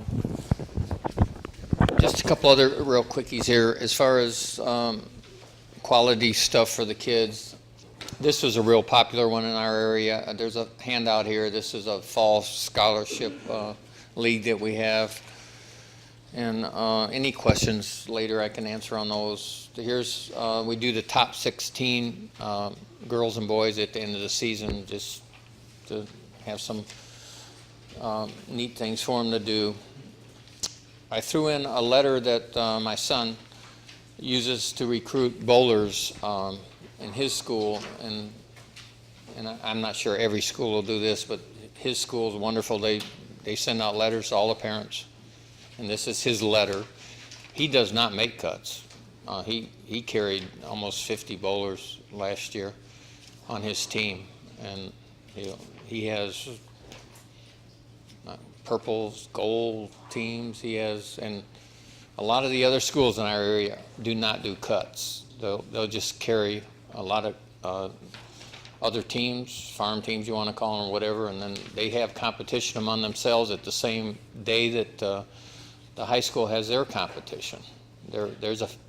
That's not 100%. There's a couple of schools that do make, the real cuts. But anyway, it's an impressive thing. His picture of the bowling team in the yearbook it almost looks like your football team. I mean, it's so many kids. And then I just want to touch a little bit, and I know you're already doing it, and I think you're doing a great job, is this middle school thing. You just need to build that as strong as you can, because it's your feeder program for your high school. And in Illinois, they don't have all the restrictions. I think you're a little bit different here. It's run by a different association, so we made a deal right from the beginning that there was no independent rule. So anyway, it's growing like crazy, and this really helps the quality of our programs. It gives us a real head start of the other places that don't have the middle school program. There was, I think, almost 300 kids in our middle school program last year in Rockford, and they're all feeding our high school, so they get a big head start on the others. That's about it, unless you got some more questions. Yes? Who does the scheduling in your conferences? 'Cause like right now, we've got conference coordinators who schedule our matches with the proprietors and so forth. When you involve 17 different schools, who's taking the lead on doing that, or are you doing We, yeah. one school versus one school, or Yeah. one place, or what? We have a commissioner type for the NIC 10, and then there's one for the other conference, and they coordinate the schedule. And there's a lot of tournaments that we do too, and I think she's allowed how many? We can do tons of tournaments now. There's a number of competitions you're limiting. It's 15 competitions in the year. In addition to the meet, so there's lots of nice tournaments that we do. So what's the involvement of the AD, if any, in that situation? Go ahead.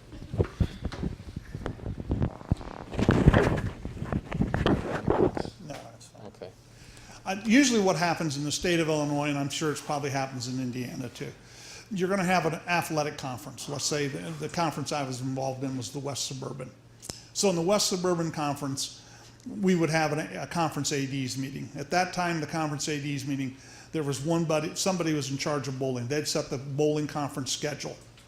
Now, let's say in the state of Illinois, in our conference, we had 8 teams. So you had 7 dual meets against a round robin with everybody in that particular conference. You've got a total of 15 dates of competition. So there's 7 other dates then that individual athletic director would schedule on his own or her own. And then she could go out and schedule the other dates. And she, in conjunction with her coach, and like when I coach girls softball, I'd say, I want to go here, here, and here. I want to go to this tournament, that tournament. This is where I'd like to go. A lot of times I built my own schedule. And then I'd just say, I'd tell my idea, I've already made a verbal confirmation with the coach from School X. We're going to compete in a softball game. I want to enter the Batavia Bulldog Open 2-day softball tournament, whatever it may be. So that's how you'd build your schedule. And I would assume that, I can't speak for every AD in the state of Indiana, but I would imagine it would be a similar format that they would go through. And then, so you've got those competition. And you got to remember too, when you say, well, what about anybody just to qualify for your state meet, like Hononegah, where John's son coaches at, he probably already builds a freshman schedule, a JV schedule, maybe he has a JV2 schedule. Every kid in the program gets an opportunity to compete 15 times before they go to the state meet. So you'd build a freshman schedule, like when I coached girls softball in Illinois, my freshman girls, they played the round robin home and away in girls softball, and then they were scheduled all the non-conference home and away, and then they also scheduled, I think we had them in one 4-team or 8-team tournament, I can't remember now, it's been a while. Same with our JV1 and our JV2 teams. They could have the same opportunity to compete.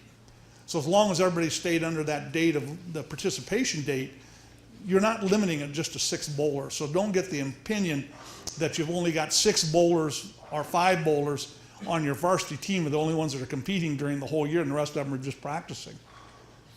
So it'll vary from, everybody gets an opportunity. It depends upon the school and depends on what the school's budget is too. That's one of the disadvantages you've got. One of the big disadvantages that we're fighting in Illinois is because in Illinois, everything above Interstate 80 in the state of Illinois, which would be from there to the Wisconsin state line, would be about 100 miles. And then from Interstate 80 all the way down to about Interstate 74, probably 70, better way of looking at it. In the middle of the state, we've got a real void with hardly any high school bowling whatsoever. And then south of Interstate 70, all the way down to the tip of Illinois, really strong programs down there, all the way from the east side of the state, all the way across the state to the Missouri border by St. Louis area. So one of our charges is with the Illinois State Bowling Proprietors Association is we're really pushing hard to try to get into those middle state conferences to get them doing, to get bowling involved in those conferences. One of the big fights that I fought last year when I had to go down to the Big 12 conference, which includes kind of the center part of the state running from Peoria on the west end all the way over to Danville, Illinois on the east end. And when I talked to those conference ADs, everyone wanted to know about, well, what your budgets are. And I had before I'd done that, I'd gone across the state and looked at Rockford, the Chicago suburban area, the far eastern, southern, southeast Illinois, southwest Illinois, and mid-state schools that had bowling, and made a whole, figured out what their average budgets were and gave them the numbers that they had. And there was tremendous variance across the state, and I'm sure you'd find the same thing. There were some areas of the state it was zero. Their schools had to pay for nothing because in Harrisburg, Illinois, the proprietor picked up the whole cost of all the programs, but he saw the benefit of it to get that many more kids involved in the program. There was other schools that said, you can't pay our coaches, you cannot pay our coaches, that has to come out of our budget. We can't allow that for whatever reason in their own individual district. So some of them had the district and paid for their coach's salary and their transportation salaries. and that was all it was in other spaces. So some districts, it ran anywhere from $12,000 a year for the budget for the boys program or the girls program, down to some schools had zero. So, and I'm sure it would end up the same in Indiana, would be my guess. I can't give any proof, but that would be what I would assume. So then, once you get out of the conference level, you go to a semi-state or a state competition? Yes, in the state of Illinois, there's a regional to begin with. Those would be geographical regional, and then it expands to a sectional. And they generally try to go on 8. So there's 8 sectionals across the state. I think there's either 24 regionals, I believe it is, that filters down to the sectional, and you have so many teams that qualify out of that, plus individuals. Then sectionals, so many teams qualify out of the sectionals, and so many individuals qualify, and then they all go to the state meet. Okay, so I guess my question is, who then determines where the state championships are held? The state of Illinois, the Illinois High School Association does it. John Center at Cherry Valley Bowl in Rockford hosts the girls, and the boys are hosted in St. Louis or Fairview Heights, which is the St. Louis on the west side of the river. And they've hosted it. And they've hosted the boys for, I think, the whole time, haven't they, John? I think they've been on with the boys. The girls had moved from Peoria, Town and Country Lanes in Peoria, which is no longer in existence. And then they had a procedural follow-up on how they handled the tournament. And then you picked it up in the early 90s, right, John? So then that's your state? Makes, Does your state provide officials on site then? yes, they hire, well, in the regionals and the sectionals, one big advantage there, you don't have to hire officials. Teams pretty much run it themselves. There's no official there. I'm sure at the state meet, they'll have an official. They have an official there to any dispute. Yeah, that's Yeah. the whole thing, is there's somebody on site that handles Right. dispute Yes, that's from the state. from the state. Stacy Lambert comes to your meet every year, and she does the boys too. What kind of issues did you run into with proprietors? Like right now, we're allowed to have 2 practices a week, and we schedule those with the proprietor based on the school coach. But when you go to 4 or 5 nights of practice a week, how do proprietors look at that where it involves their leagues and so forth? That would be up to the individual proprietor, and I can't give you around the state. John can probably tell you how they do it in the Rockford area. But you got to remember one thing too. You got to remember that you're going to have days of competition. Since the season's only approximately 8 weeks long, to get in 15 dates of competition, it takes up quite a bit of your time. Like the regionals start for the boys in the first week of January the 9th, I think is this year. So they've only got about 6 weeks to get in 15 dates. So if you figure that, you've eliminated a lot of your practice time already by the dates by competition, and not all the competitions are going to be held in your house. Right. So you've eliminated a lot of practice time right there. So you're probably down to, as John said before, some schools maybe 3-4 days a week. Just depends on what their schedule comes out at. And don't forget, you don't always have to practice after school. I mean, you can practice in the mornings too. Just open early. But no, they won't do. Well, the centers aren't open. Yeah. The centers aren't gonna open for high school practice. Oh. Well, anyway, it really hasn't been a problem. We'd like to have them in there practicing. I mean, but any more questions? Yep. I have a question about the youth leagues in Illinois you were talking about. They'll take a break during the high school season. Is that for the entire youth league or just the high school? No, that age group. I mean, some of our younger leagues, they just go right straight through. And I forgot to mention, believe it or not, now the grade schools actually approached us in Rockford. Now they want school programs for the grade school, but there's no independent rule to worry about. But yeah. Mike, maybe what the Indiana answer is, at least at this point. High school during that season, your kids on the high school bowling team, not all your high school bowling leagues are on the high school team. So it would not affect them. It wouldn't expect your middle school bowlers or the elementary bowlers. Conferences, Bobby Cox, the commissioner, says that they would probably go in line with the conferences that are set up now, that they do have regular athletic conferences, but they do have some that are sports specific. Whereas now we're set up by geographical areas. He said there'd be a good chance that they would follow that. As in, he said football, that there are some that have athletic conferences, but they have different football conferences. You guys already got your JV program and number of teams for the school where they participate. Is the blue and gold from a school able to participate against each other?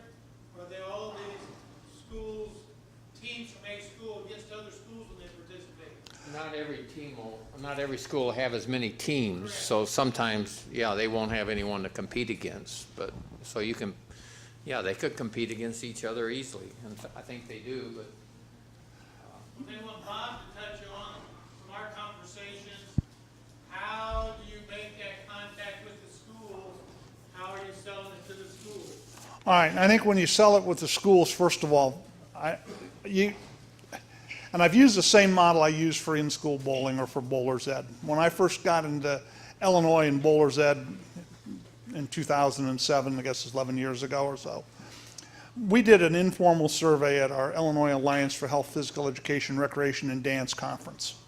And we went through and asked how many people are teaching bowling in your schools right now that were attendants to that conference.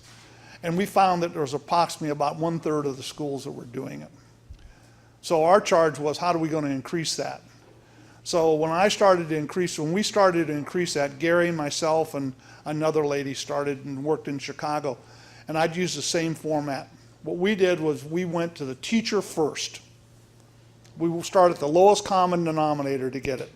When I first started, when I first tried to do it, I went to district administrators because I live in the Chicago suburbs and there was tons of school districts in the Chicago suburb. I went that way there. Had a very, very, very, very poor, maybe 1 out of every 20 schools I visited showed any interest in the program whatsoever. I said, this isn't working. And then I went to the IAPRD conference and said, this is where we need to be at. And I talked to teachers and got the teachers enthused, and they saw the benefits of the program and the things we offered for free. And then we got from the teachers first and got the program going from that point of view. If I had to start on your point of view to get where you wanted to get bowling as a varsity sport, I'd start with my kids first. Number one, start with the kids first. Number two, then I would go to parents second, and it's a parent-kid combination. I wouldn't say it doesn't have, when I say kids first, parents, it's a combination thing between the both of them. Then after that, if you've got teachers in your center or other coaches in your center, then I'd get those coaches involved. Then it's got to go to the AD after that. And then after the AD, then it goes to the principal. And then finally to the school board and your upper administrative levels of your school district. Don't start at the top and work down. Start at the bottom and work up. And however it works best for you. And every situation is going to be different. By no means is that a magic formula. Do it what's best for each district is different.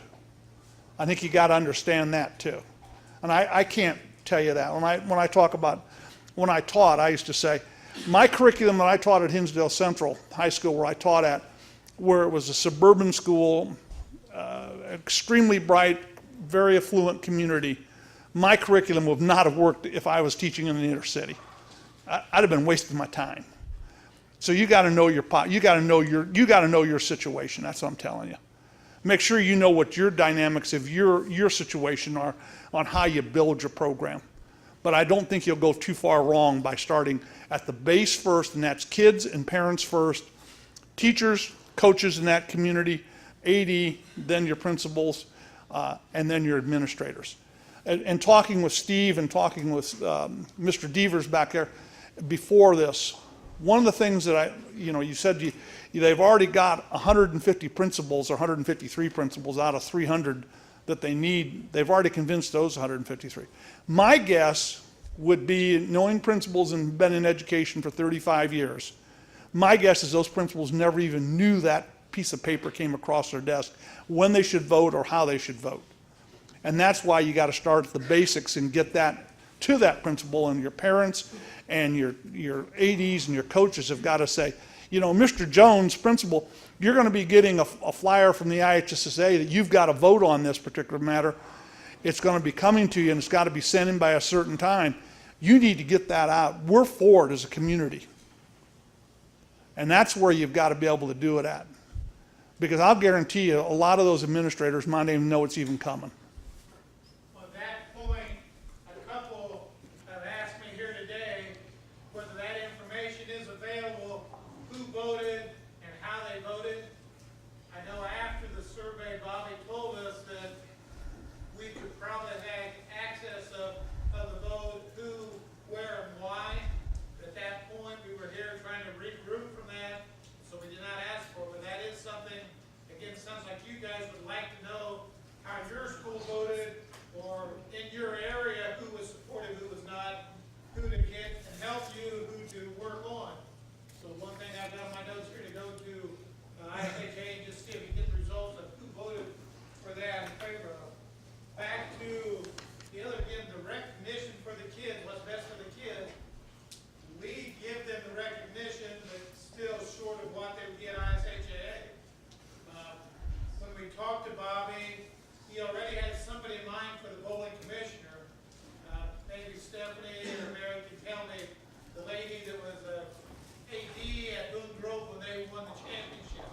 She now is at ISHA, and he thought that she was perfect. I know Mike Crowder said yes, she would be. So there is somebody, he's already in mind as somebody that knows bowling, supports bowling, is in their office now, that we at least have somebody there that's certainly in favor of the program. One other thing too, let me mention to you also, and I had it on my outline, and I've gotten off the outline, but that's okay. One of the things that you got to remember too, and as I understand it, all you folks are hired by proprietors to be the coaches, and you have no school affiliation. So, and you say, what happens to my job if I'm being reimbursed for my position? I don't know whether you are or not, but okay. All right, so if none of you are being reimbursed, then you're not particularly losing any money at the deal. One of the things the high schools would probably pay you. Now, you'll say, well, how do I get in? I don't teach. Well, if you look at the IHSAA bylaws and you look at the rules in there, you'll find that if you take National Federation High School, who Mr. Brown referred to earlier from USBC, talked about there, they have courses that you can take. And I believe it's to be a registered course, if I remember correctly. If you want to be a registered coach, you have to take one course. And if you want to be a certified coach, then it's 2 courses or 3 courses. That lasts for 5 years, and then you bounce it up and have to be renewed again. If you want to become what they call a professional coach, then you have to be a head coach for a period of 5 years in a program, and then you still have to do the coursework too. So those are the ways you can do it. Now, if this goes to the schools might tell you and say, and each individual school district might have a different set of rules for you and say, we don't hire any outside coaches. I would find that very, very rare, because the number of coaches that teach, or number of teachers that want to coach and spend the extra time for what the compensation is, has diminished over the years. I was fortunate when I taught at Hinsdale Central for a number of years. Our AD initially was very, very strong on hiring only staff people, because he wanted those kids, he wanted those coaches in front of the kids as much as possible. He felt that was best for the kids and was best for the programs. And as times changed, you had to change, because you just didn't have the number of people that wanted to become involved. So as that happened, we had to start bringing outside people in. And outside people from outside of the program make it, and it works. It works fine. So there's another point of view for you. On that point there, Bobby has told us that most of high school coaches are outside the school system. But, just like Bob says, he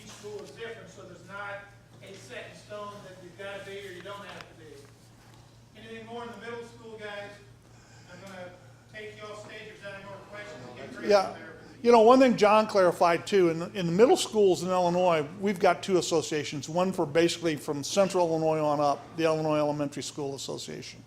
And then the Southern Illinois Junior High School Athletic Association handles everything pretty much. You can be a member of both. And those kids there's no limit on participation of those kids. The only time they're limited on the days of their sectional tournament and on the days of their state tournament. They can compete as much as they want. There's no limitation rules on them at all for our middle school kids in Illinois. Why do you run a split season for the boys and a different season for the girls? You'd have to ask the IHSA. I have no idea. I think it was so much work for them, they were running state tournaments at the same time, so they wanted that little 2-week difference. Yeah, and they wanted it also because they have the same coordinator. Like Stacy Lambert coordinates. She does boys. She does boys and girls. So when the way they structured it, they wanted one person with bowling, and that would be the reason for it. And then the junior high tournament, or the junior high or middle school tournament, doesn't occur. Let's see, the Southern Illinois is at the end of March, I believe it is, and the Illinois Elementary School Association is in the middle of April. So theirs are separate. Their seasons are different. You know, in the ISHA, I know basketball, the girls are a week or 2 weeks behind the boys. And again, I'm sure it's the similar situation. Girls tennis in the fall, boys in the spring, whatever. They've got a couple sports where they split them, I'm sure, for the management part of it. One other quick thing too, is individuals in the state of Illinois can still enter as an individual. You just got to get a waiver from your school AD writes it off and says, I've got Johnny Smith that wants to compete in bowling. He's going to represent Roosevelt High School in the city of Chicago. And once he declares that, then John's in. John's in the tournament. And he is not affected by any limited participation because he's an individual. So you might want to push for that too. That's another thing for you to think about. Okay? Okay. 90% of our coaches are from outside. 90%. I can hardly think of a school coach anymore.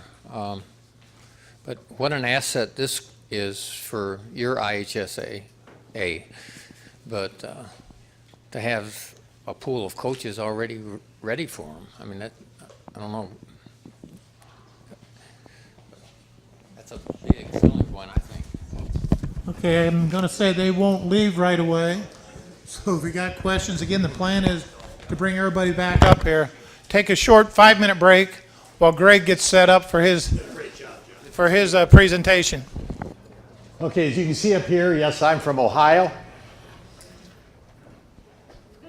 I watched the Indiana-Michigan State football game last night on TV at the hotel, and I thought Indiana did a pretty nice job. They did a pretty nice job. They did not win, unfortunately, but they had a tremendous fourth quarter, and I congratulate them. They had a lot of spirit on that team. We have a team in Ohio, too. See you in a couple of weeks. As it says up there, according to the commissioner, they now call them executive directors instead of commissioners in Ohio, that bowling is the fastest growing high school sport in Ohio.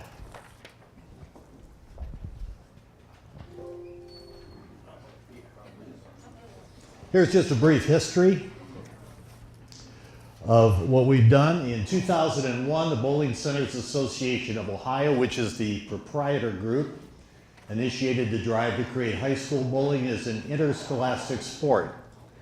And in the first year, they had 92 high school teams in the state of Ohio. And by the way, there are 880 high schools in the state of Ohio registered with the Athletic Association. So in that year, they decided they wanted more, and they hired me with a very simple job. Make high school bowling an interscholastic sport in Ohio. You'll have no staff. We'll give you a laptop. Go get them. It took 4 years. And finally, the Ohio High School Athletic Association recognized boys bowling and girls bowling as official Ohio interscholastic sports. They are treated as two separate sports.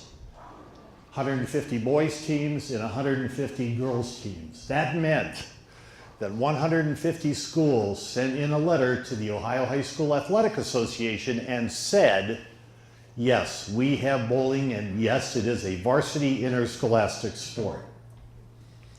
As soon as they recognized bowling, everybody jumped on board. Not everybody, but a lot of schools jumped on board. Because as I went around the state trying to get high schools to sign up for high school bowling, the most frequent comment that I heard was, well, once the Athletic Association recognizes it, then we will agree to have a team. And once they did recognize it, it grew very, very quickly, and it resulted in 2 divisions. This year, it's estimated in Division 1, there'll be 160 boys and 160 girls teams. And in Division 2, 160 boys and 160 girls schools. That's a total of 320 schools, 4,160 varsity bowlers, and 2,080 junior varsity bowlers. We know that we could get more schools if there were more bowling centers. This is especially true in southeast Ohio, a very rural and Appalachian area where some of the bowling centers might be 30 or 40 miles away from the local high school, and the athletic directors simply don't want their kids driving to practices and matches that far away or providing bus transportation. Let me ask a question. How many of you are coaches?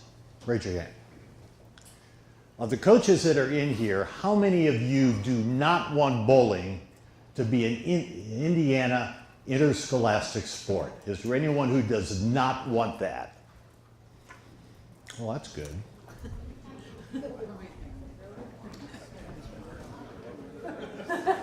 With that being the case, let me tell you how we did it in Ohio.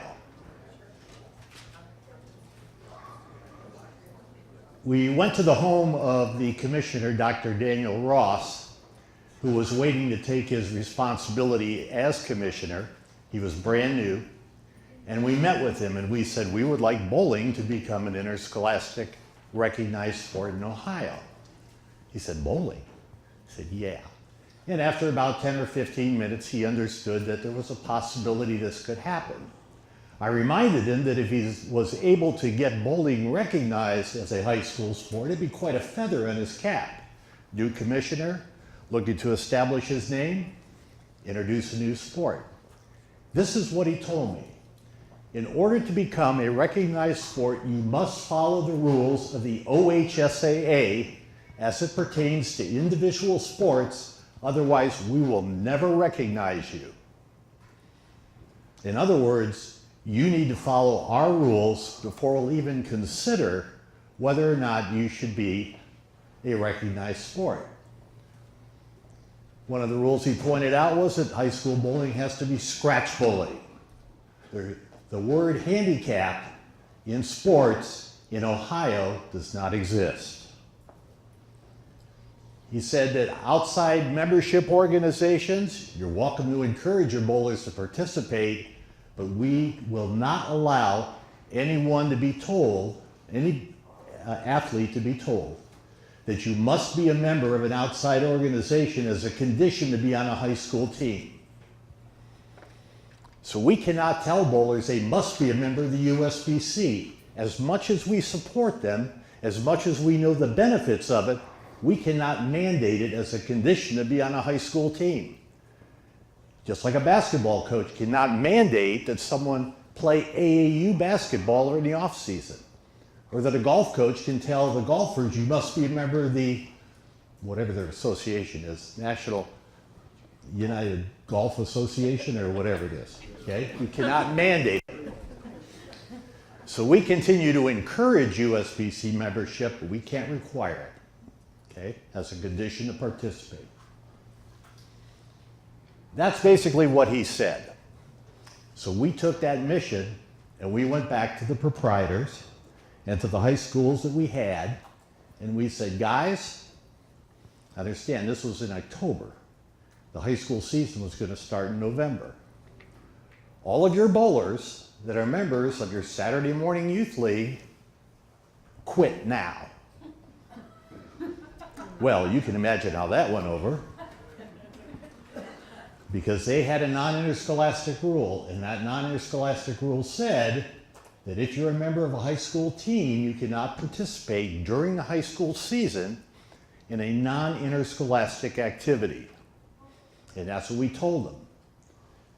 The bowlers, some of them were upset, some of them weren't upset, but the ones that were upset were the proprietors. They were very upset. You're going to destroy our Saturday morning league.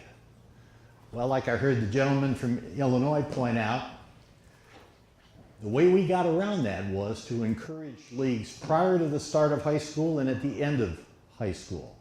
Just transfer it. Plus, we demonstrated in that there were income opportunities for those proprietors with their high school teams. And remind me to talk a little bit about income opportunities for the bowling centers, because it's very, very important we have a close relationship with them. Schools are the biggest customer the proprietor can have. Okay? One of the ways in Ohio that many proprietors deal with the issue of income and loss of income and having smaller Saturday morning leagues are trade opportunities. For example, as a condition to have a high school team in our bowling center, will the school allow us to hand out literature in the school, especially at the elementary and middle school level, promoting our youth leagues for them? And as a way to reduce some of the cost of the school to rent the bowling center as a field of play, most of them said absolutely. So many of the proprietors in Ohio in August hand out flyers encouraging elementary and middle school bowlers to join their Saturday morning youth leagues. And a lot of the schools with their websites today and the dependence on the part of parents to go to the website for a variety of information will see the flyers that promote youth bowling for elementary and middle school kids. Also, most of the proprietors in Ohio who do have high school teams added leagues on Saturday morning before and after the high school season that are a little different than your standard Saturday morning 3 games and out handicap leagues. Some of them have very competitive leagues, some of them have scratch leagues, some of their leagues for the high school age kids have both regular games as well as Baker games. Some of the bowling centers have gotten together and started high school traveling leagues in preseason and postseason. So there are a variety of ways to do that. But as I mentioned, relationship building is very important with proprietors. They are essential to the success of high school bowling. And you didn't want to be in that bowling center when we told them that their kids had to quit their Saturday morning league so we could comply with OHSAA rules. But the commissioner said there is no way that we will accept your sport unless you first accept our rules. So we did. And the benefit has been tremendous. Also, you need a relationship with the schools. Where do you coach, sir? Avon, Indiana. What's the name of your athletic director? Brad Holsinger. Outstanding answer. He knows the name of his athletic director. Do you? Are you a coach? Assistant coach. Do you know the name of your athletic director? I do. Okay.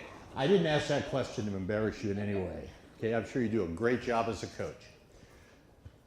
But the point is you have to have a relationship with these schools. It's very, very important. It's all about selling. You have to sell your program. You have to sell your sport. Let me tell you a true story. In 2002, I have a daughter who is a bowler. She was fortunate to be on Junior Team USA for a couple years. She's a 2-time state high school champion. And I wanted to have her on a team representing her high school. So I went to the athletic director and I said, we should start a bowling team. He said, really? I said, yeah. I said, there's enough interest. We have a great program at the local bowling center, a lot of youth bowlers, and they'd like to have a high school bowling team. This is before it was ever sanctioned, before everybody even knew that high school bowling should be a sport. So he said to me, well, I'll tell you what, I will let you start high school bowling as a club sport. We will not recognize you as a varsity sport. We will not give anybody letters. No one will be paid. You have to bear all your own expenses. I said, no problem. We'll do it. And if you keep your nose clean and you follow the rules of the OHSAA, 1 year from now we'll evaluate as to whether or not our school should have high school bowling as an interscholastic varsity sport. So I left that meeting grateful to the fact that he said we could start a team, and we started a club team. We had a varsity boys, varsity girls, JV boys, JV girls team. Had a little problem recruiting enough girls to make up a JV team. Went into a classroom, a friend of mine who's a teacher, and I said, you're on the JV bowling team, let's go. And they showed up. They actually showed up. It was tremendous. But I knew right then that this was not going to be an easy thing to do to get them to recognize bowling, because they didn't know what we were. They had never heard of us. They didn't know anything about us. So I had a parents' meeting, and I said, guys, we have to sell bowling to our high school in order for them to make it a varsity sport. And here is how we're going to do it.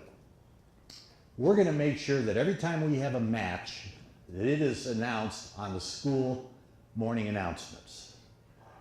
They're going to hear from us every time we have a match, what the results were, win or lose, it doesn't matter. Who was the high bowler, you know, who did a great job. We're going to publicize it inside the school. I said, I need someone, one of you parents, to write a weekly newspaper article and get it to the community newspaper talking about how we did the week before. Become a sports writer. And I had a mom say, yeah, I'll do it. I love to do that stuff. And I said, we have a match against another high school. You need to have a picture and you need to have the results. You need to put it in the community newspaper week after week after week. How many of you have community newspapers in your area? A few of you? Yeah, I know there aren't going to be any newspapers in 20 years anyway, but there are still plenty of them out there, especially in smaller cities where they rely on that, or even a weekly newspaper too. Okay, so we started promoting it. And I made sure that our school principal knew that we had bowling, because I put him and the athletic director and the entire faculty of the high school in an email database. And every time we had a match, they knew about it. They knew what the results were, win or lose, and they knew exactly what we did. Well, after our high school season was over, I went to a basketball game at the high school, and I happened to sit next to a member of the school board. And I knew this individual, and we were talking. She goes, you've really caused a big problem here. I caused a problem. What did we do? Well, our high school soccer team was rated #1 in USA Today in the nation. And you got more damn publicity about bowling than our #1 rated soccer team did. You've given us no choice. We have to make you a varsity sport. You have to promote, promote, promote. Everybody sells. You have to go sell your program. You have to let the people in your community know, outside your bowling family, that bowling matters. This is a great sport for the kids. We accomplish things. We win the trophies. They see the pictures. They have to know about it. I recommend strongly that you consider getting a parent, or you can do it yourself or whoever you assign, to write an article every week and get that thing to the right people in the right media, promoting your team, your activities. I don't care how good or bad of a team you have, but those kids deserve the recognition. You can provide that recognition, Your community will know about it, and it'll be a lot easier for you to sell it to your principal and athletic director as long as you're promoting the sport. Here are some of the things we do in Ohio. Our Coaches Association runs a coaches rules clinic and seminar every year where we gather all the coaches in the different districts around Ohio, and I only have 3 of them listed up there, but there are 5 different districts, 6 actually, but 2 of them are merged, where we have a meeting with all the coaches, and they go to that meeting, they schedule their matches, and they get literature about high school tournaments. I'll talk about those in a minute. We offer a District Senior Bowler of the Year Smart Scholarship, where members of the Coaches Association can nominate a bowler on their team who they believe would deserves a scholarship. Those scholarships are funded by Ebonite, who is our partner and our official bowling ball sponsor. They give us a bunch of bowling balls. We use them to raffle away at various tournament venues. We have an All-Ohio First Team, Second Team, Honorable Mention Team Award that we award at the state tournament. We have an All-Ohio Academic Team. Those coaches that are members of the association, and that's about 70% of all the coaches who choose to join our Coaches Association. If a student has a 3.5 GPA and they're a junior or senior, you can put them on the All-Ohio Academic Team. We email them a certificate. They can present at their awards banquet. Also, we have a state honor roll. All boys that shoot 290 or more, or girls that shoot 270 or more, we put their name on our state honor roll, which is then picked up by the Ohio High School Athletic Association, and they put it on their website. There's the front page of our website. We're very proud of it. It's one-stop shopping for everybody. You can see here that it's got our headline news up there. We run a coaches clinic also, very much like this one. The honor roll, all-time results. We even list all the off-season youth tournaments. We put up the youth membership form for the USBC is on our website. You see there it says 2018-2019 high school tournaments. We're just starting to collect those tournament names at this point in time. Last year we had 55 independent high school tournaments that were run throughout the state last year.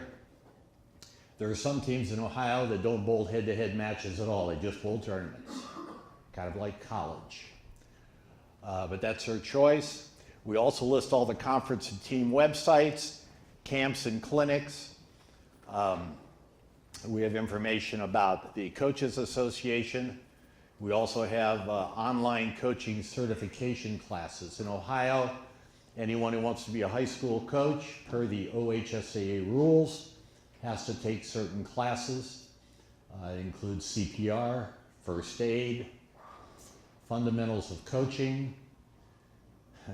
They actually have us, require us to take a concussion course,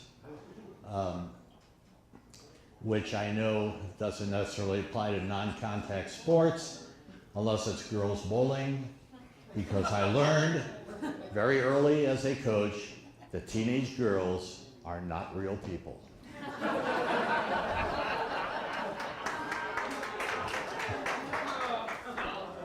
And I have a daughter, so I guess it's all right to say that. We also have direct links to all the OHSAA district websites, the state website, where all the information about the tournaments, state tournaments are posted. We have the results up there, the bowling regs for the state, tournament regulations, a coach's manual, which is now up there, some particular rules, so on and so forth. Again, every time our Coaches Association issues an award, we email all the members of the district and state Ohio High School Athletic Association. We want them to see that we are active and we are supporting their rules and doing the right things. And this is really true here, this statement. Everybody sells by telling everybody about the right things you do. You could have the greatest team in the world. You could be the greatest coach. You could have the greatest program in the world. But if you're not telling anybody about it, and if nobody knows anything about it, how the hell do you expect them to make this an interscholastic sport in Indiana? Drive them crazy. Make them want you. Okay? If for no other reason, then you'll go away. Okay. Very, very important to make sure that you're following their rules, do it the way they want you to do it, even if you don't like it. Okay?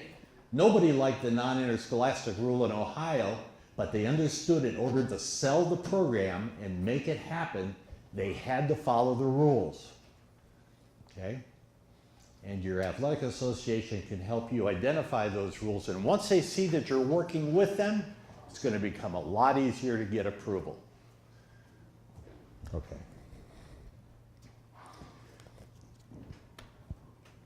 All of this means that in order to get recognition, and I think the gentleman from Illinois mentioned this, but it's really true, it all starts at the bottom and works its way up to the top. Okay? When school athletic directors, principals, administrative designees decide that bowling is in the school, it'll be a lot simpler to get it approved by the athletic association. But they need to know what you're doing. You need to go into that school on a regular basis. They need to see you. They need to know who you are. Okay? Don't be shy to go in there. Some coaches would tell me in Ohio, gee, I don't want to bother them. Well, but you want something from them, so bother them. It's okay. Okay? Let the school newspaper know how your team is doing. Send them photographs. And really, the best person to do that, the best person, you could turn that duty over to your worst parent. Why to your worst parent? Because they're your worst parent, because they want something to do. So let them do it. Okay? Perfectly all right. Publicize, publicize, publicize. Sell, sell, sell. Here are some ideas. And you guys do a great job here in Indiana, and you're working very, very hard. I'm very impressed by the staff here. But here are some things we do in Ohio that may or may not work for you. Every year, the Ohio High School Bowling Program, not the Athletic Association, but the Ohio High School Bowling Program runs an invitational state kickoff tournament. And what we do is we invite the top 3 teams from every conference in the state, if they want to participate in this, to show up. We do this at the Columbus Square Bowling Palace in Columbus, 64 Lane House.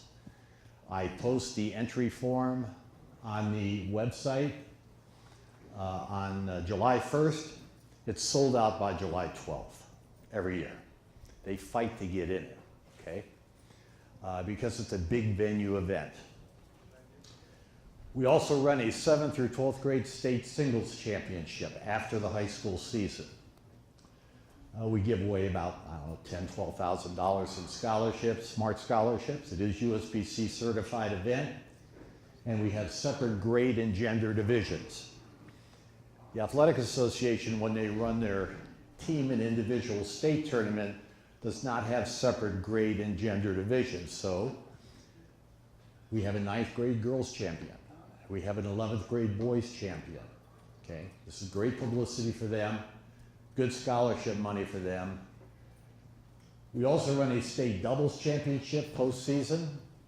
They love it. It's all Baker, 12 games of Baker. And these tournaments raise revenue to underwrite our program expenses and improve high school bowling exposure statewide. But these are run through the Ohio High School Bowling program. And they're very successful. We had 375 show up at the singles tournament. We had 190 doubles teams. And once again, this is after high school bowling is over. Okay, anyone have any questions? Yes, sir. Back to the income? You want to get back to the income for the proprietors? Are you a proprietor? No. No, but that's a good question. Okay, let me tell you how the relationship between a high school team and the proprietor is a private matter that we stay out of. Okay, but I'll tell you what a lot of schools do, or what a lot of proprietors do in Ohio. Let's say you have a high school team and you have a grand total of 28 bowlers. They will charge $150 per bowler for the entire season. Our season runs a little longer. Our tryouts start at the beginning of November. Our first match is permitted in late November. We bowl all of December, all of January. The sectional tournaments, which is the first step of the state tournament, is generally the last week of February, the third week of February. The district tournaments, which follow for advancing teams, the fourth week. And then the state tournaments, generally the first weekend in March, okay? They pay $150. They're allowed to bowl 3 times a week for 90 minutes after school, okay? And that includes tryouts, that includes matches, that includes practice, okay? But a lot of the centers have been very generous and have allowed additional practices, especially for teams that are advancing and their season goes longer, so on and so forth. This is a pretty good revenue raiser for the bowling center and gives us the opportunity to use their center. If, however, a bowler bowls in a Saturday morning youth league before or after the season, that bowler gets a reduced rate. And that serves as an incentive for that bowler to bowl year round. The worst thing that can happen to you as a coach is to have your bowler put his ball away or her ball away at the end of the season and not pull it out of the closet until the beginning of the next season. So, we are very much promoting incentives to keep bowling on a year-round basis, and they make it a little financially better. Now, who pays that fee? Okay, well, more and more high schools are picking up that cost, okay? And if not, then the bowler has to pay it. But the opportunities for fundraisers, soccer teams have fundraisers, basketball teams have fundraisers, there are 100 fundraisers out there. One year our team, we raffled away, this was back in, 2004, raffled away a huge 50-inch TV, and then back in 2004, that was a big deal if you won a TV. And we asked each kid to sell $200 worth of raffle tickets, and if they didn't, they would buy the rest. Okay? By and large, that worked pretty well. Come on, make a little effort. Okay? Selling $200 worth of raffle tickets at 6 for $25 or $5 each was not that tough, and the bowling center would allow them and come in and sell to the league bowlers for one entire week. They could do it one time each season. So the kids were able to do that. One mom said, well, I don't want my kid out there selling raffle tickets door to door, so I'll just write a check and buy them all myself. Well, that was okay too, except she won the TV 3 years in a row. That's a true story, by the way. And that's fine. We don't care. Well, what do I care? But the money part is not a big deal. Okay, it really isn't. It isn't that big a deal. And quite frankly, every other sport has fundraisers. There's no reason that yours doesn't. But you'll find this to be true. Once it's recognized as a high school sport, more and more teams will get involved. Conferences will take over controlling conference action. The state will take over controlling the state end of season tournament, okay? There will actually be less for you to do, and it'll be more in the control of the school. Now, someone earlier talked about, well, who's allowed to coach? Will I still have a job? Here's what we found in Ohio. Here's the rule at in most Ohio school districts. When they have a job open as a coach, they're required to post that job for 10 days on their website and make it first available to school staff. If your athletic director really wants you, he will post that job not in the teacher's break room, but behind a toilet somewhere in the faculty restroom. Okay? And then 10 days later we'll say, hey, nobody applied, I guess I'll take you. Again, if you've done a good job, if you follow the rules, you will more than likely be the person. Because let's face it, there aren't a lot of bowlers that are teaching school. Okay? I mean, that are not currently already coaching. So by and large, I would say the majority of them will hire you to do it. And depending on how many teams you have in the school budget, most high school coaches in Ohio get paid at the same rate as coaches of other individual sports. A lot of it has to do with the union contract and the school board and how they negotiate that. But I would say in Ohio, this is probably an inaccurate answer, but it's close. Varsity coach makes about $4,000 a year. JV coach probably makes around $2,000. Okay?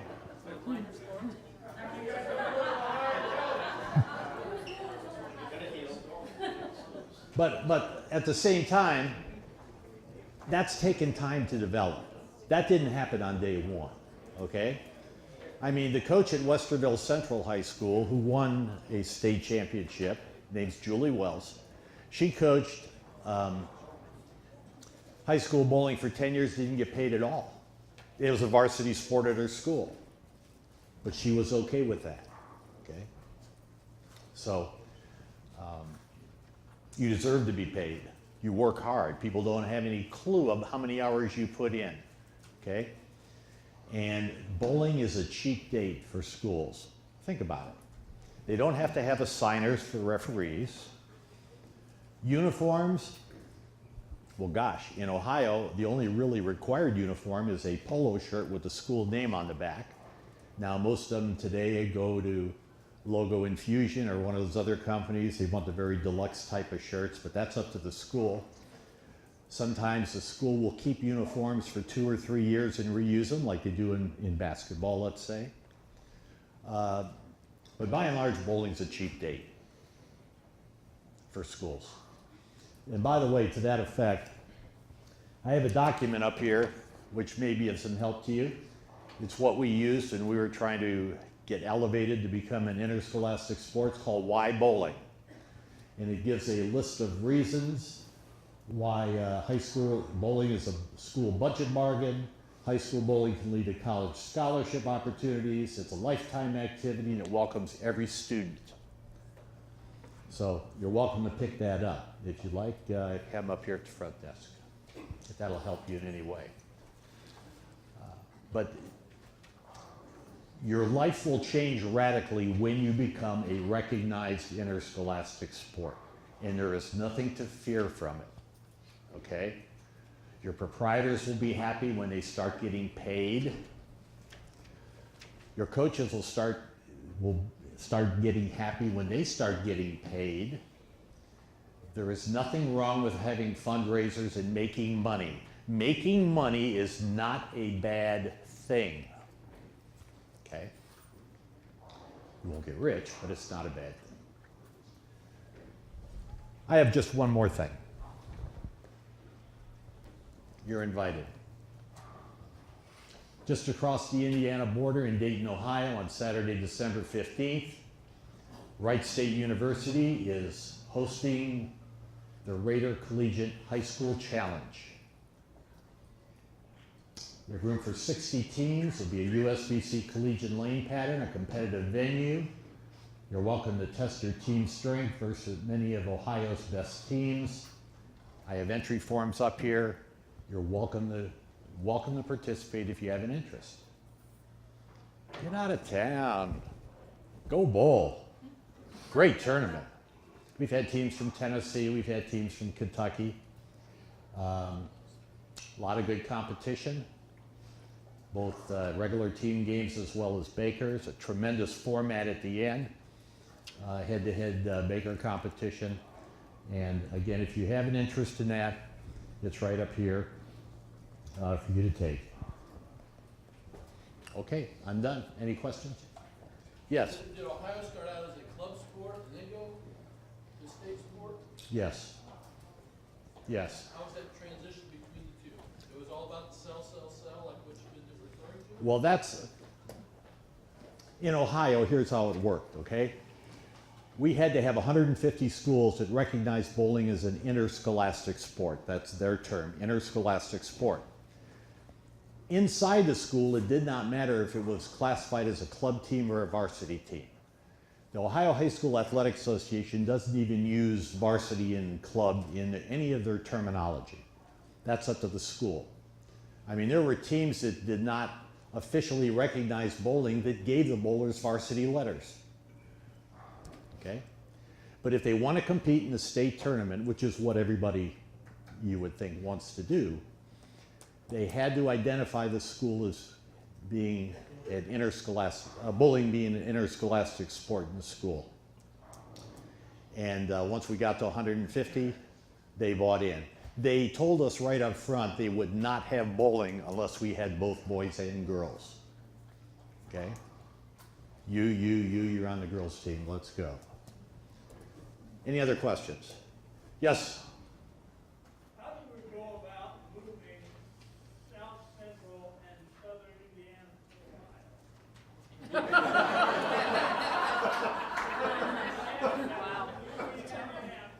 You got to go west to Terre Haute. You got to go southeast to Evansville. Well, there are two ways, sir, to answer that question on how you do that. Number one, come to that tournament I was telling you about and see how you guys like it.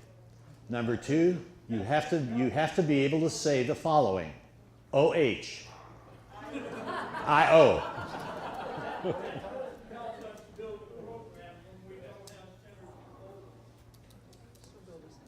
If you don't have centers for bowling, that is a problem, sir. Probably going to lose our conference because we do not have centers that we can put our team.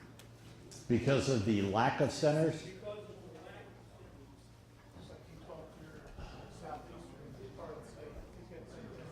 Well, as I mentioned, and I appreciate your dilemma, we had the same problem in the southeastern portion of the state of Ohio. We do have some bowling centers. We do not have enough.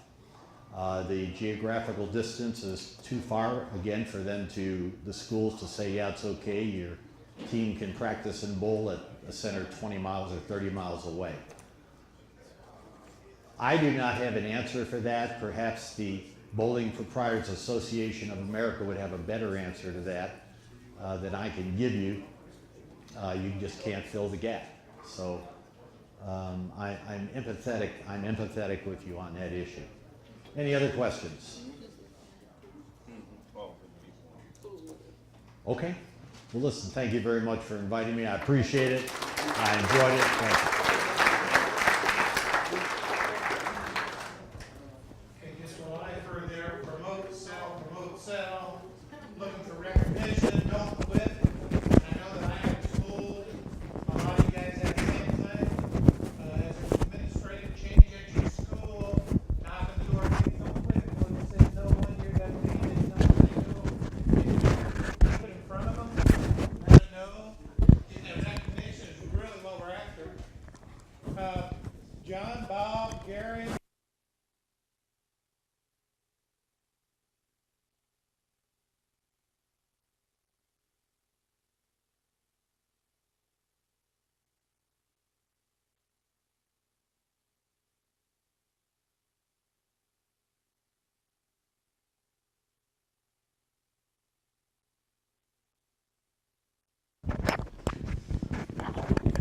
I just want to remind everybody that USBC and BPA have a grant program called the SETS program for schools that are struggling financially. Also, they have a bowling ball program for the same thing. If you go to bowl.com high school under the grant assistance program, they have two different programs there where you can apply for it. So I want to make sure I forgot to mention that a little bit earlier. I know somebody printed out some sheets for it. We did have several schools and individuals apply for it a couple of years ago, and Scott said something about the proprietors here actually matched some of the money for that as well, whatever we give out. So we'd love to see them come through. Last year was the first time since I've been in the department, which is 2005. I think we started the program in 08. It's the first time we gave out all $10,000 in the grant assistance program. So apply. I'd rather have too many than not enough. We did change the application time frame. Originally, the time frame was sort of in quarters. It didn't make sense because nobody bowls in the summer.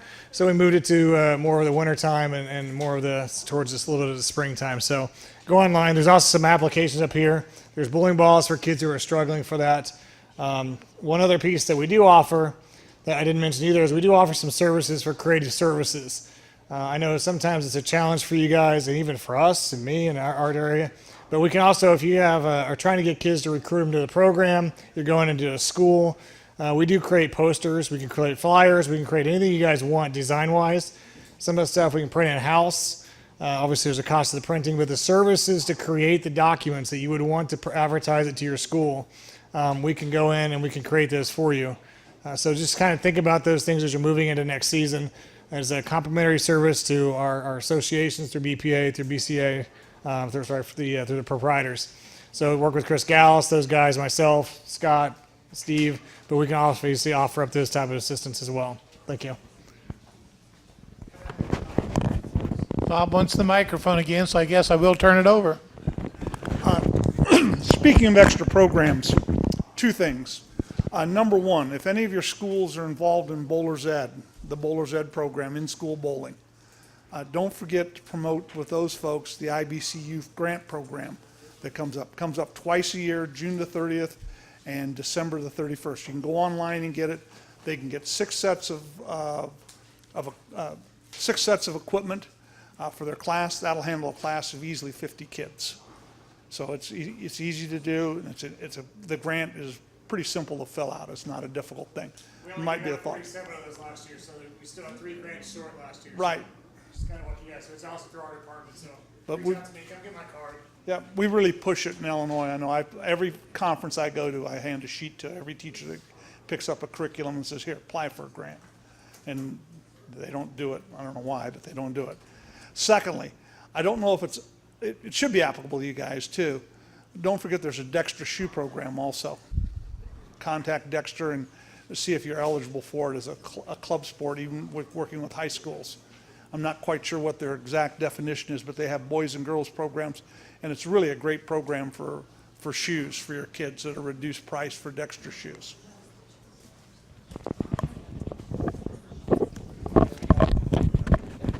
Bob just took my thing out of my note here.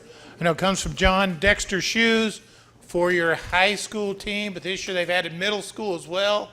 If your school, they would like 12 on an order. If your school doesn't have enough, they don't mind that you double up a couple schools or even a conference go in to get that. I did send that information out to those I had on. Somebody didn't get it, threw it away, wanted to see it again, let me know.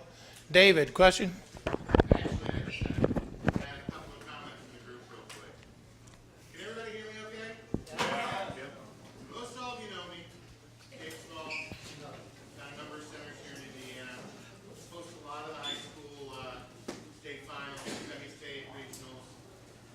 Love having it. I just bought a new 60-lane center up in Michigan, in Jackson, Michigan. So having now the first-hand knowledge of how the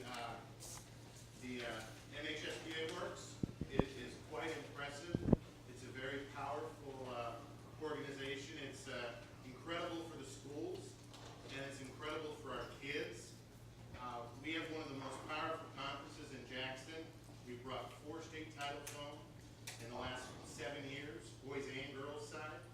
And we host a very, very large tournament like Greg's tournament. We have a big tournament in December over the holidays called the Holiday Invitational, and it's at my house. We'll have 60 teams there. Same style as the Ohio event. What I'd like to do is open that up once we get all the invitations done and sent out, and open it up to all you and everybody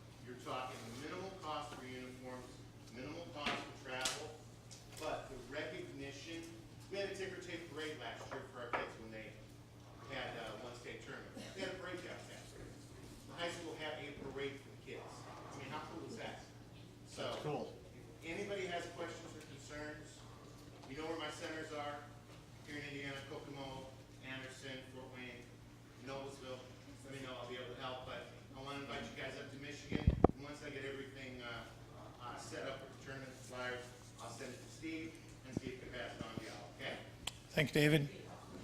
Okay, anybody else? Diana? Who is his, what area does he have in Fort Wayne? He's a Pro Bowl, or excuse me, Pro Bowl. Pro Bowl? Yes. Okay, I just wondered. Brian Cave, the general manager, if I had the right title or not. Anybody else question for any of the gentlemen? Again, I think we need to thank them for coming. Hopefully it's been informational, it's been good for you. Now, while Greg grabs his flash drive here, I'm going to ask Tom Taylor to come up. Got a few minutes, Tom. We'll let you just talk about the rule changes. Thanks, Gary. Greg. While Tom is coming up, we're not going to take a break here. We'll just transition right into it. I gave him 5 minutes, so Scott says how to make it 10. So we'll just watch and see. But when you come in, there was an evaluation form on your tables there. I would ask that you take time to fill it out and let us know what you thought of this. And if you need to go to the back and give us more detailed information, please do so. On the front, that name is optional, but we have signed autographed bowling pins from E.J. Tackett, Ronnie Russell, and Matt Sanders. Who's ever completed evaluation form I pull out, I'll give you a choice of a free autograph pin, one of these guys. Use it to give it to your top bowler, use it for a raffle in your conference or your school to raise monies, whatever you want to do. All right? Tom? Got that. Okay. Thanks, Steve. Appreciate a few minutes. As many of you probably have heard, there's been a major change from USBC on ball drilling rules. So that's kind of where my expertise comes in. I'm a 28-year pro shop operator here in Lafayette. So I was going to kind of quickly go over some of the new rules. I know there's been a lot of kind of confusion, conjecture on why the new rules are coming into effect. So I guess I'll kind of do a raise of hands. How many people think the new scoring is going to, or the new ball drilling rules will control scoring? How many people think it's based towards controlled scoring? How many people think it's geared towards the proprietors so they have to put out less oil? How many people think bowlers complained about delaying conditions today? All right. How many people are complaining about their bowling ball, that they think the bowling balls are out of control? Okay, it's a little bit of everything right now, but USBC's main stance is that bowling proprietors are using 5 times as much oil in the lanes than they were back in 1980s due to these reactive resin balls, how much they absorb oil. So it's got to the point to where the proprietors are putting so much oil on the lanes to combat the new equipment. The lanes, the pin setters have become the problem. The pin setters were designed back in the 50s, 60s, 70s when everything was rubber, plastic, early urethane days. The pin setters can't handle that much volume back there. We get all the, if anybody's a mechanic in here, the ball calls, the front counter people are having to go out and get balls off the lanes that are stuck. There's so much oil in the lanes. We've reached kind of a tipping point to where they feel something's got to be done. So that's the main intent, is to control the oil that proprietors are having to keep out. They said at the present pace, it's not sustainable. There's just going to be so much pin setter problem going. Brian knows that. I'm sure he deals with that down in Indianapolis. Any of the other proprietors here probably would agree. The lighter weight balls get so slick you just can't pick them up. So the other problem is the lane conditions while people are bowling. Today's lane, basically, as you're bowling, you're here game 1, you're here game 2, and you're here game 3. What has happened, all of us pro shop operators, bowling balls come out of a box. We figured out how to alter them with drilling techniques. We've kind of got ahead of USBC, so we figured out how to manipulate ball flare, how to increase the flare of bowling balls. So USBC wants to kind of regulate it back into where a ball out of the box cannot be altered, so it does not have that increased flare. The increased flare pulls more oil off the lanes, which makes everybody move left, unless you're the 1 or 2 lefties on the floor and you got to go the opposite way. So that's the main intent, is to keep the lanes from breaking down as much. That's where we're going with this. We're trying to save that. But now it's opened up a whole caveat of new ball drilling techniques. Over here on the table, I've got some different ones I've been playing with this summer. You're going to see some weird looking layouts now. I know a few years ago, Steve talked to me and a couple of the other pro shop operators around the state, there were some problems around the state with ball drillings. Some of the people were caught with some illegal bowling balls. So there were some kind of complaints and hassles. They talked about scaling in all the bowling balls at the state tournaments. They thought that was a massive problem to do.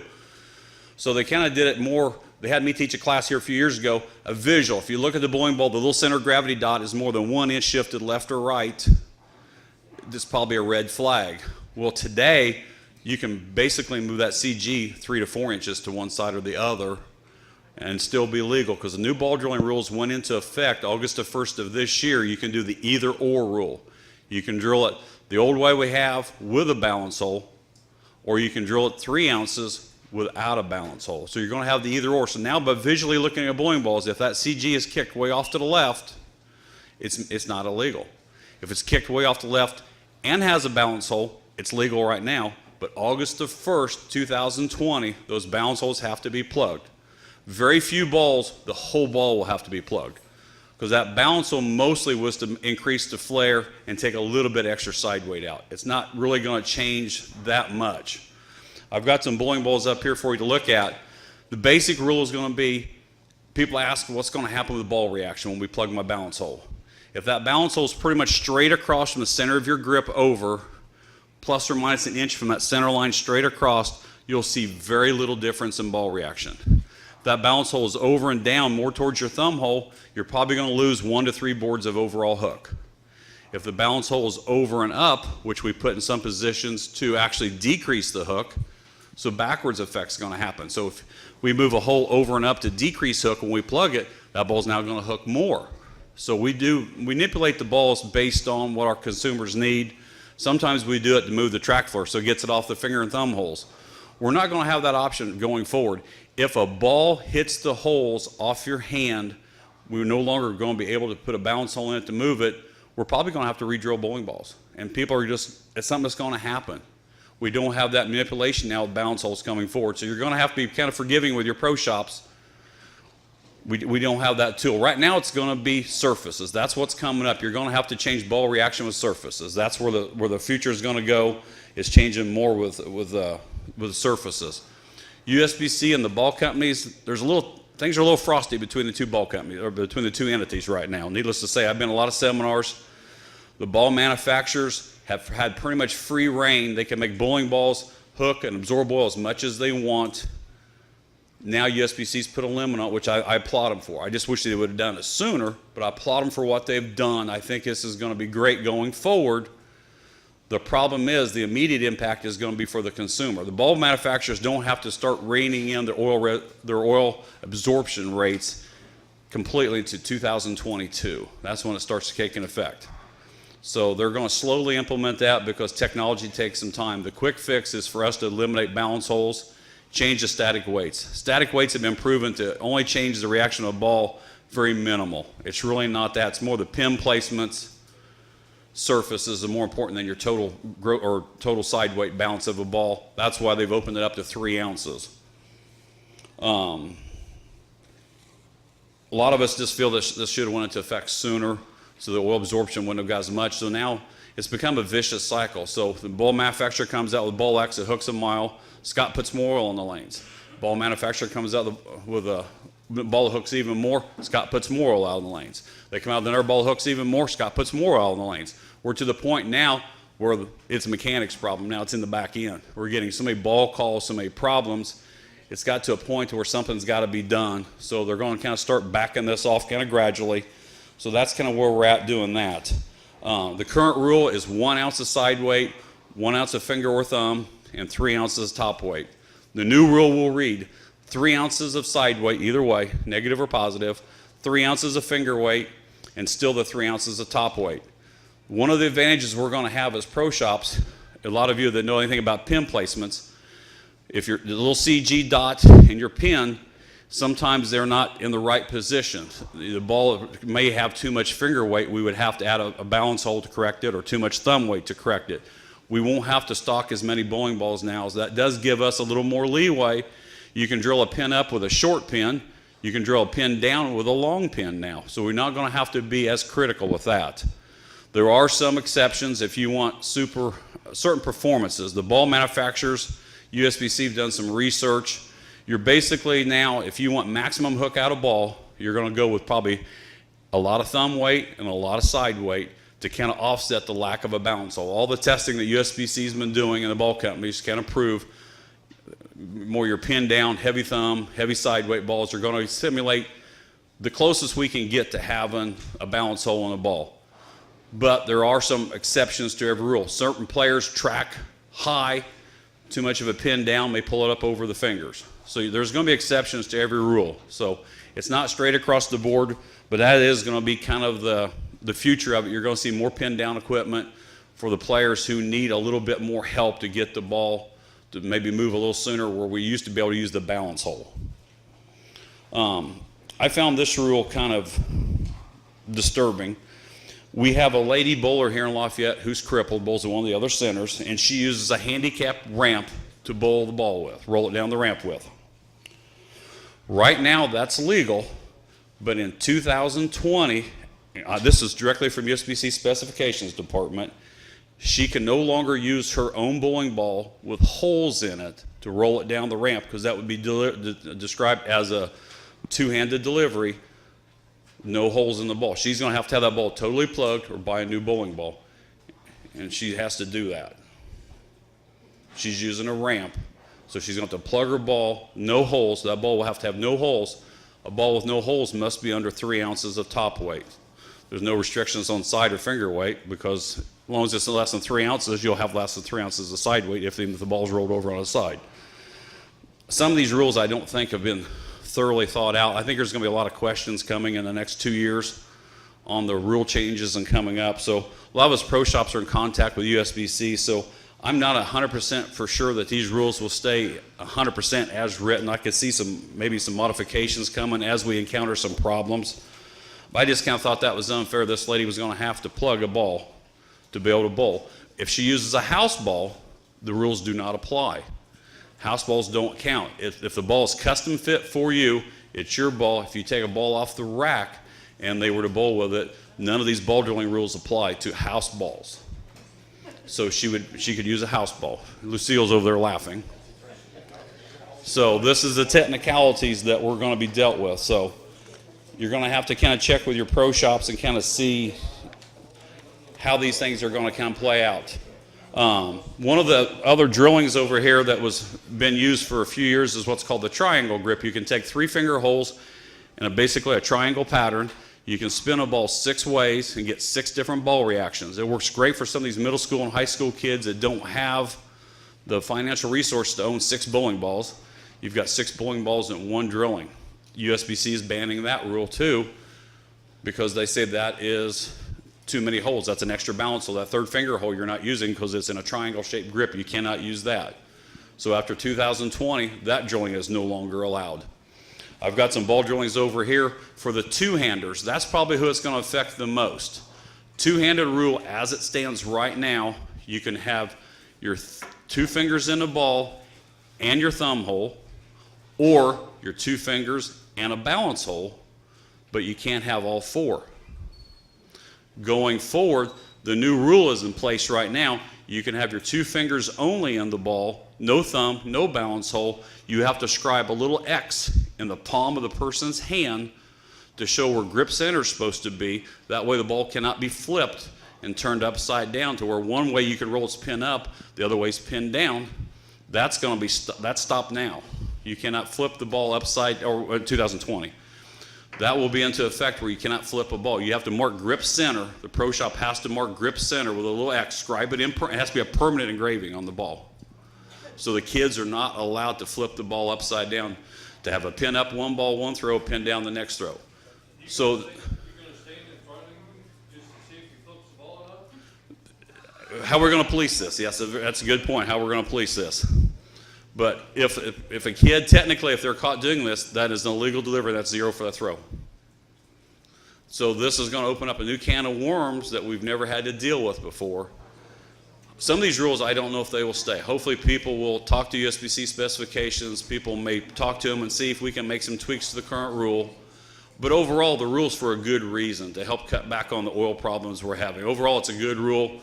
Some of the sideline things I think it's going to take effect to on the drillings and stuff. It's going to handicap pro shops. We can't put the balance holes in to help the bowlers increase, decrease, move flare. There's going to be some, we're going to have to experiment. You're going to have to work with your pro shops because a lot of things are going to be experimental coming up. We're going to be able to put pins and CGs in places we've never put before. If you look over here, I've got a ball that's drilled upside down. The pin is in the normal position, but the CG's almost 5 inches forward. It's upside down, but it's still perfectly legal. We got a completely new ball reaction. I got one with the CG clear over on the far right side of the ball, 3 ounces of side weight. It's perfectly legal. But when you look at it, it sure looks weird. And you're going to start seeing this in your leagues and your high school kids. So the old saying of 1 inch offset does not apply anymore. So we're going to have to really look at these rules. The balance holes have to be plugged by August the 1st, 2020.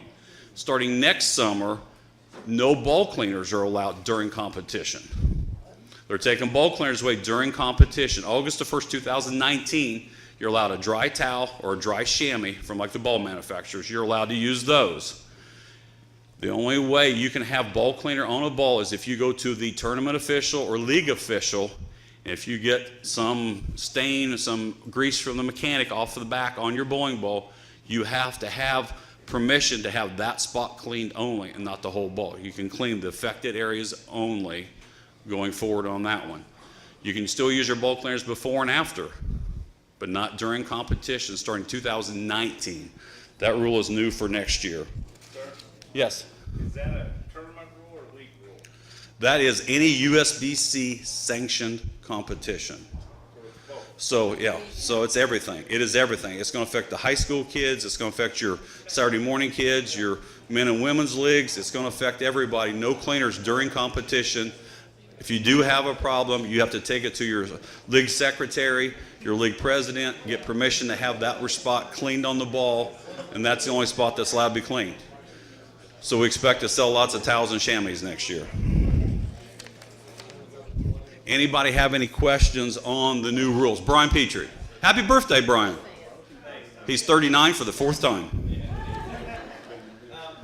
This might be a dumb question, but I'm just asking because it's going to be asked at some point, I'm sure. You were talking about the young lady that bowled with a handicap ramp, and she would have to have a house ball that wasn't drilled for her hand or a ball that's completely drilled. What happens to the kid that comes in and grabs a house ball? He's a no-thumber, and that ball has a thumb drilled in it. Can he throw that house ball? Yes, he can. Okay.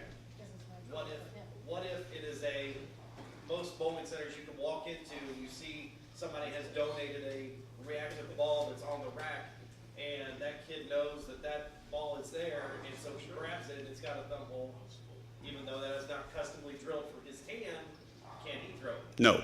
Okay. Because it was custom drilled for somebody. So that's the definition. A house ball normally will have the house's logo on it. Will have the number 12 or 14 on it. It's obviously it's a house ball. The rules do not apply to house balls. But if it is a custom ball from any of your major manufacturers, Brunswick, Columbia, Ebonite, Track, Hammer, the rules apply to that one. So if people donate balls to the houses, like a lot of times they do, that's fine. But the two-handers are the ones that's going to affect the most because they can't grab one off the rack, go find somebody's old urethane ball and use that one off there. Any other questions on the ball drilling rules coming up? The confusion it's going to cause. Hopefully a lot of it's going to be positive down the road. I really think there's going to be a lot of positives coming down the road. Just going to be some confusion for the short term.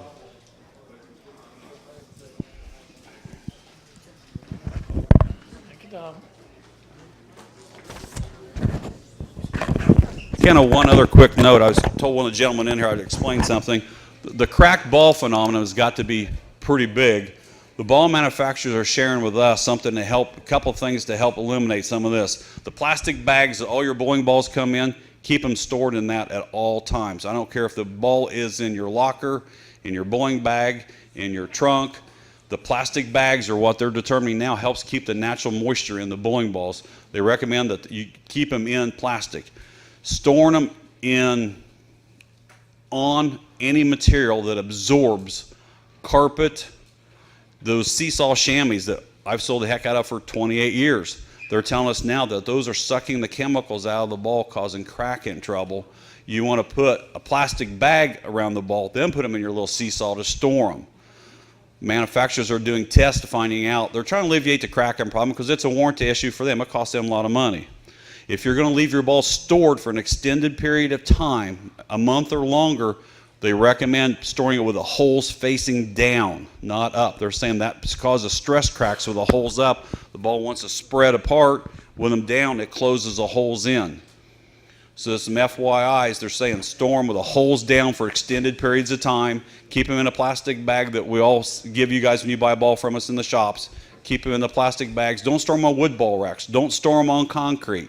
Don't store them even close to the floor if you can keep from it. The temperature changes, the air density seems to affect a lot of this stuff. So there's just some FYI things that we can do to help some of this cracking problem. Sometimes it's going to happen. There's just sometimes it happens, but there's ways to alleviate it. If we could do that, I think everybody would be happy for it. Lucille? Does it matter whether it's hot or cold, or as far as the cracking is concerned? According to the ball manufacturers, no. They said it's not that big a deal in temperatures. Most of us pro shops think that the sudden change in temperature going from your car, it's 20 degrees all day in your car, you come into a bowling center where it's 70 degrees, that sudden temperature shock, balls expand and contract. They say they cure for years after production. So you get that expansion and contraction. We see most of our cracked balls come from storage, sitting in lockers, sitting in bags over the summer. We see a huge amount over the summer. You guys all take off and go golfing on us, and we don't see you all summer.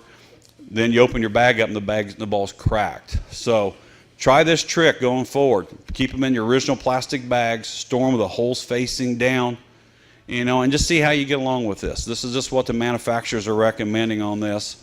And like I said, you're going to be seeing some new strange ball drilling rules coming out. So if you have any questions, get at any of us pro shops. We'll be glad to give you any advice. We're learning too, so we're learning some of these new drilling techniques on the fly. So it's a little bit of experiment. So the mad scientists in us are all out right now.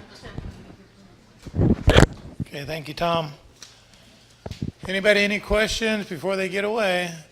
I'd like to thank, if I can, in order, Chad Lester back here doing our taping for Savage Bowling, Scott Devers, Mike Aulby's Arrowhead Bowl, Gary Brown, Greg Coolis, Bryan Petrie, Tom Taylor, Bob Damon, and John Summer. I think maybe I've already hit the trail, but hope that you picked up at least something from one of us or each other.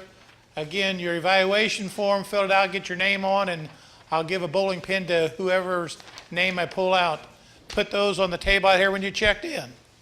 Be safe as you travel home. Thank you.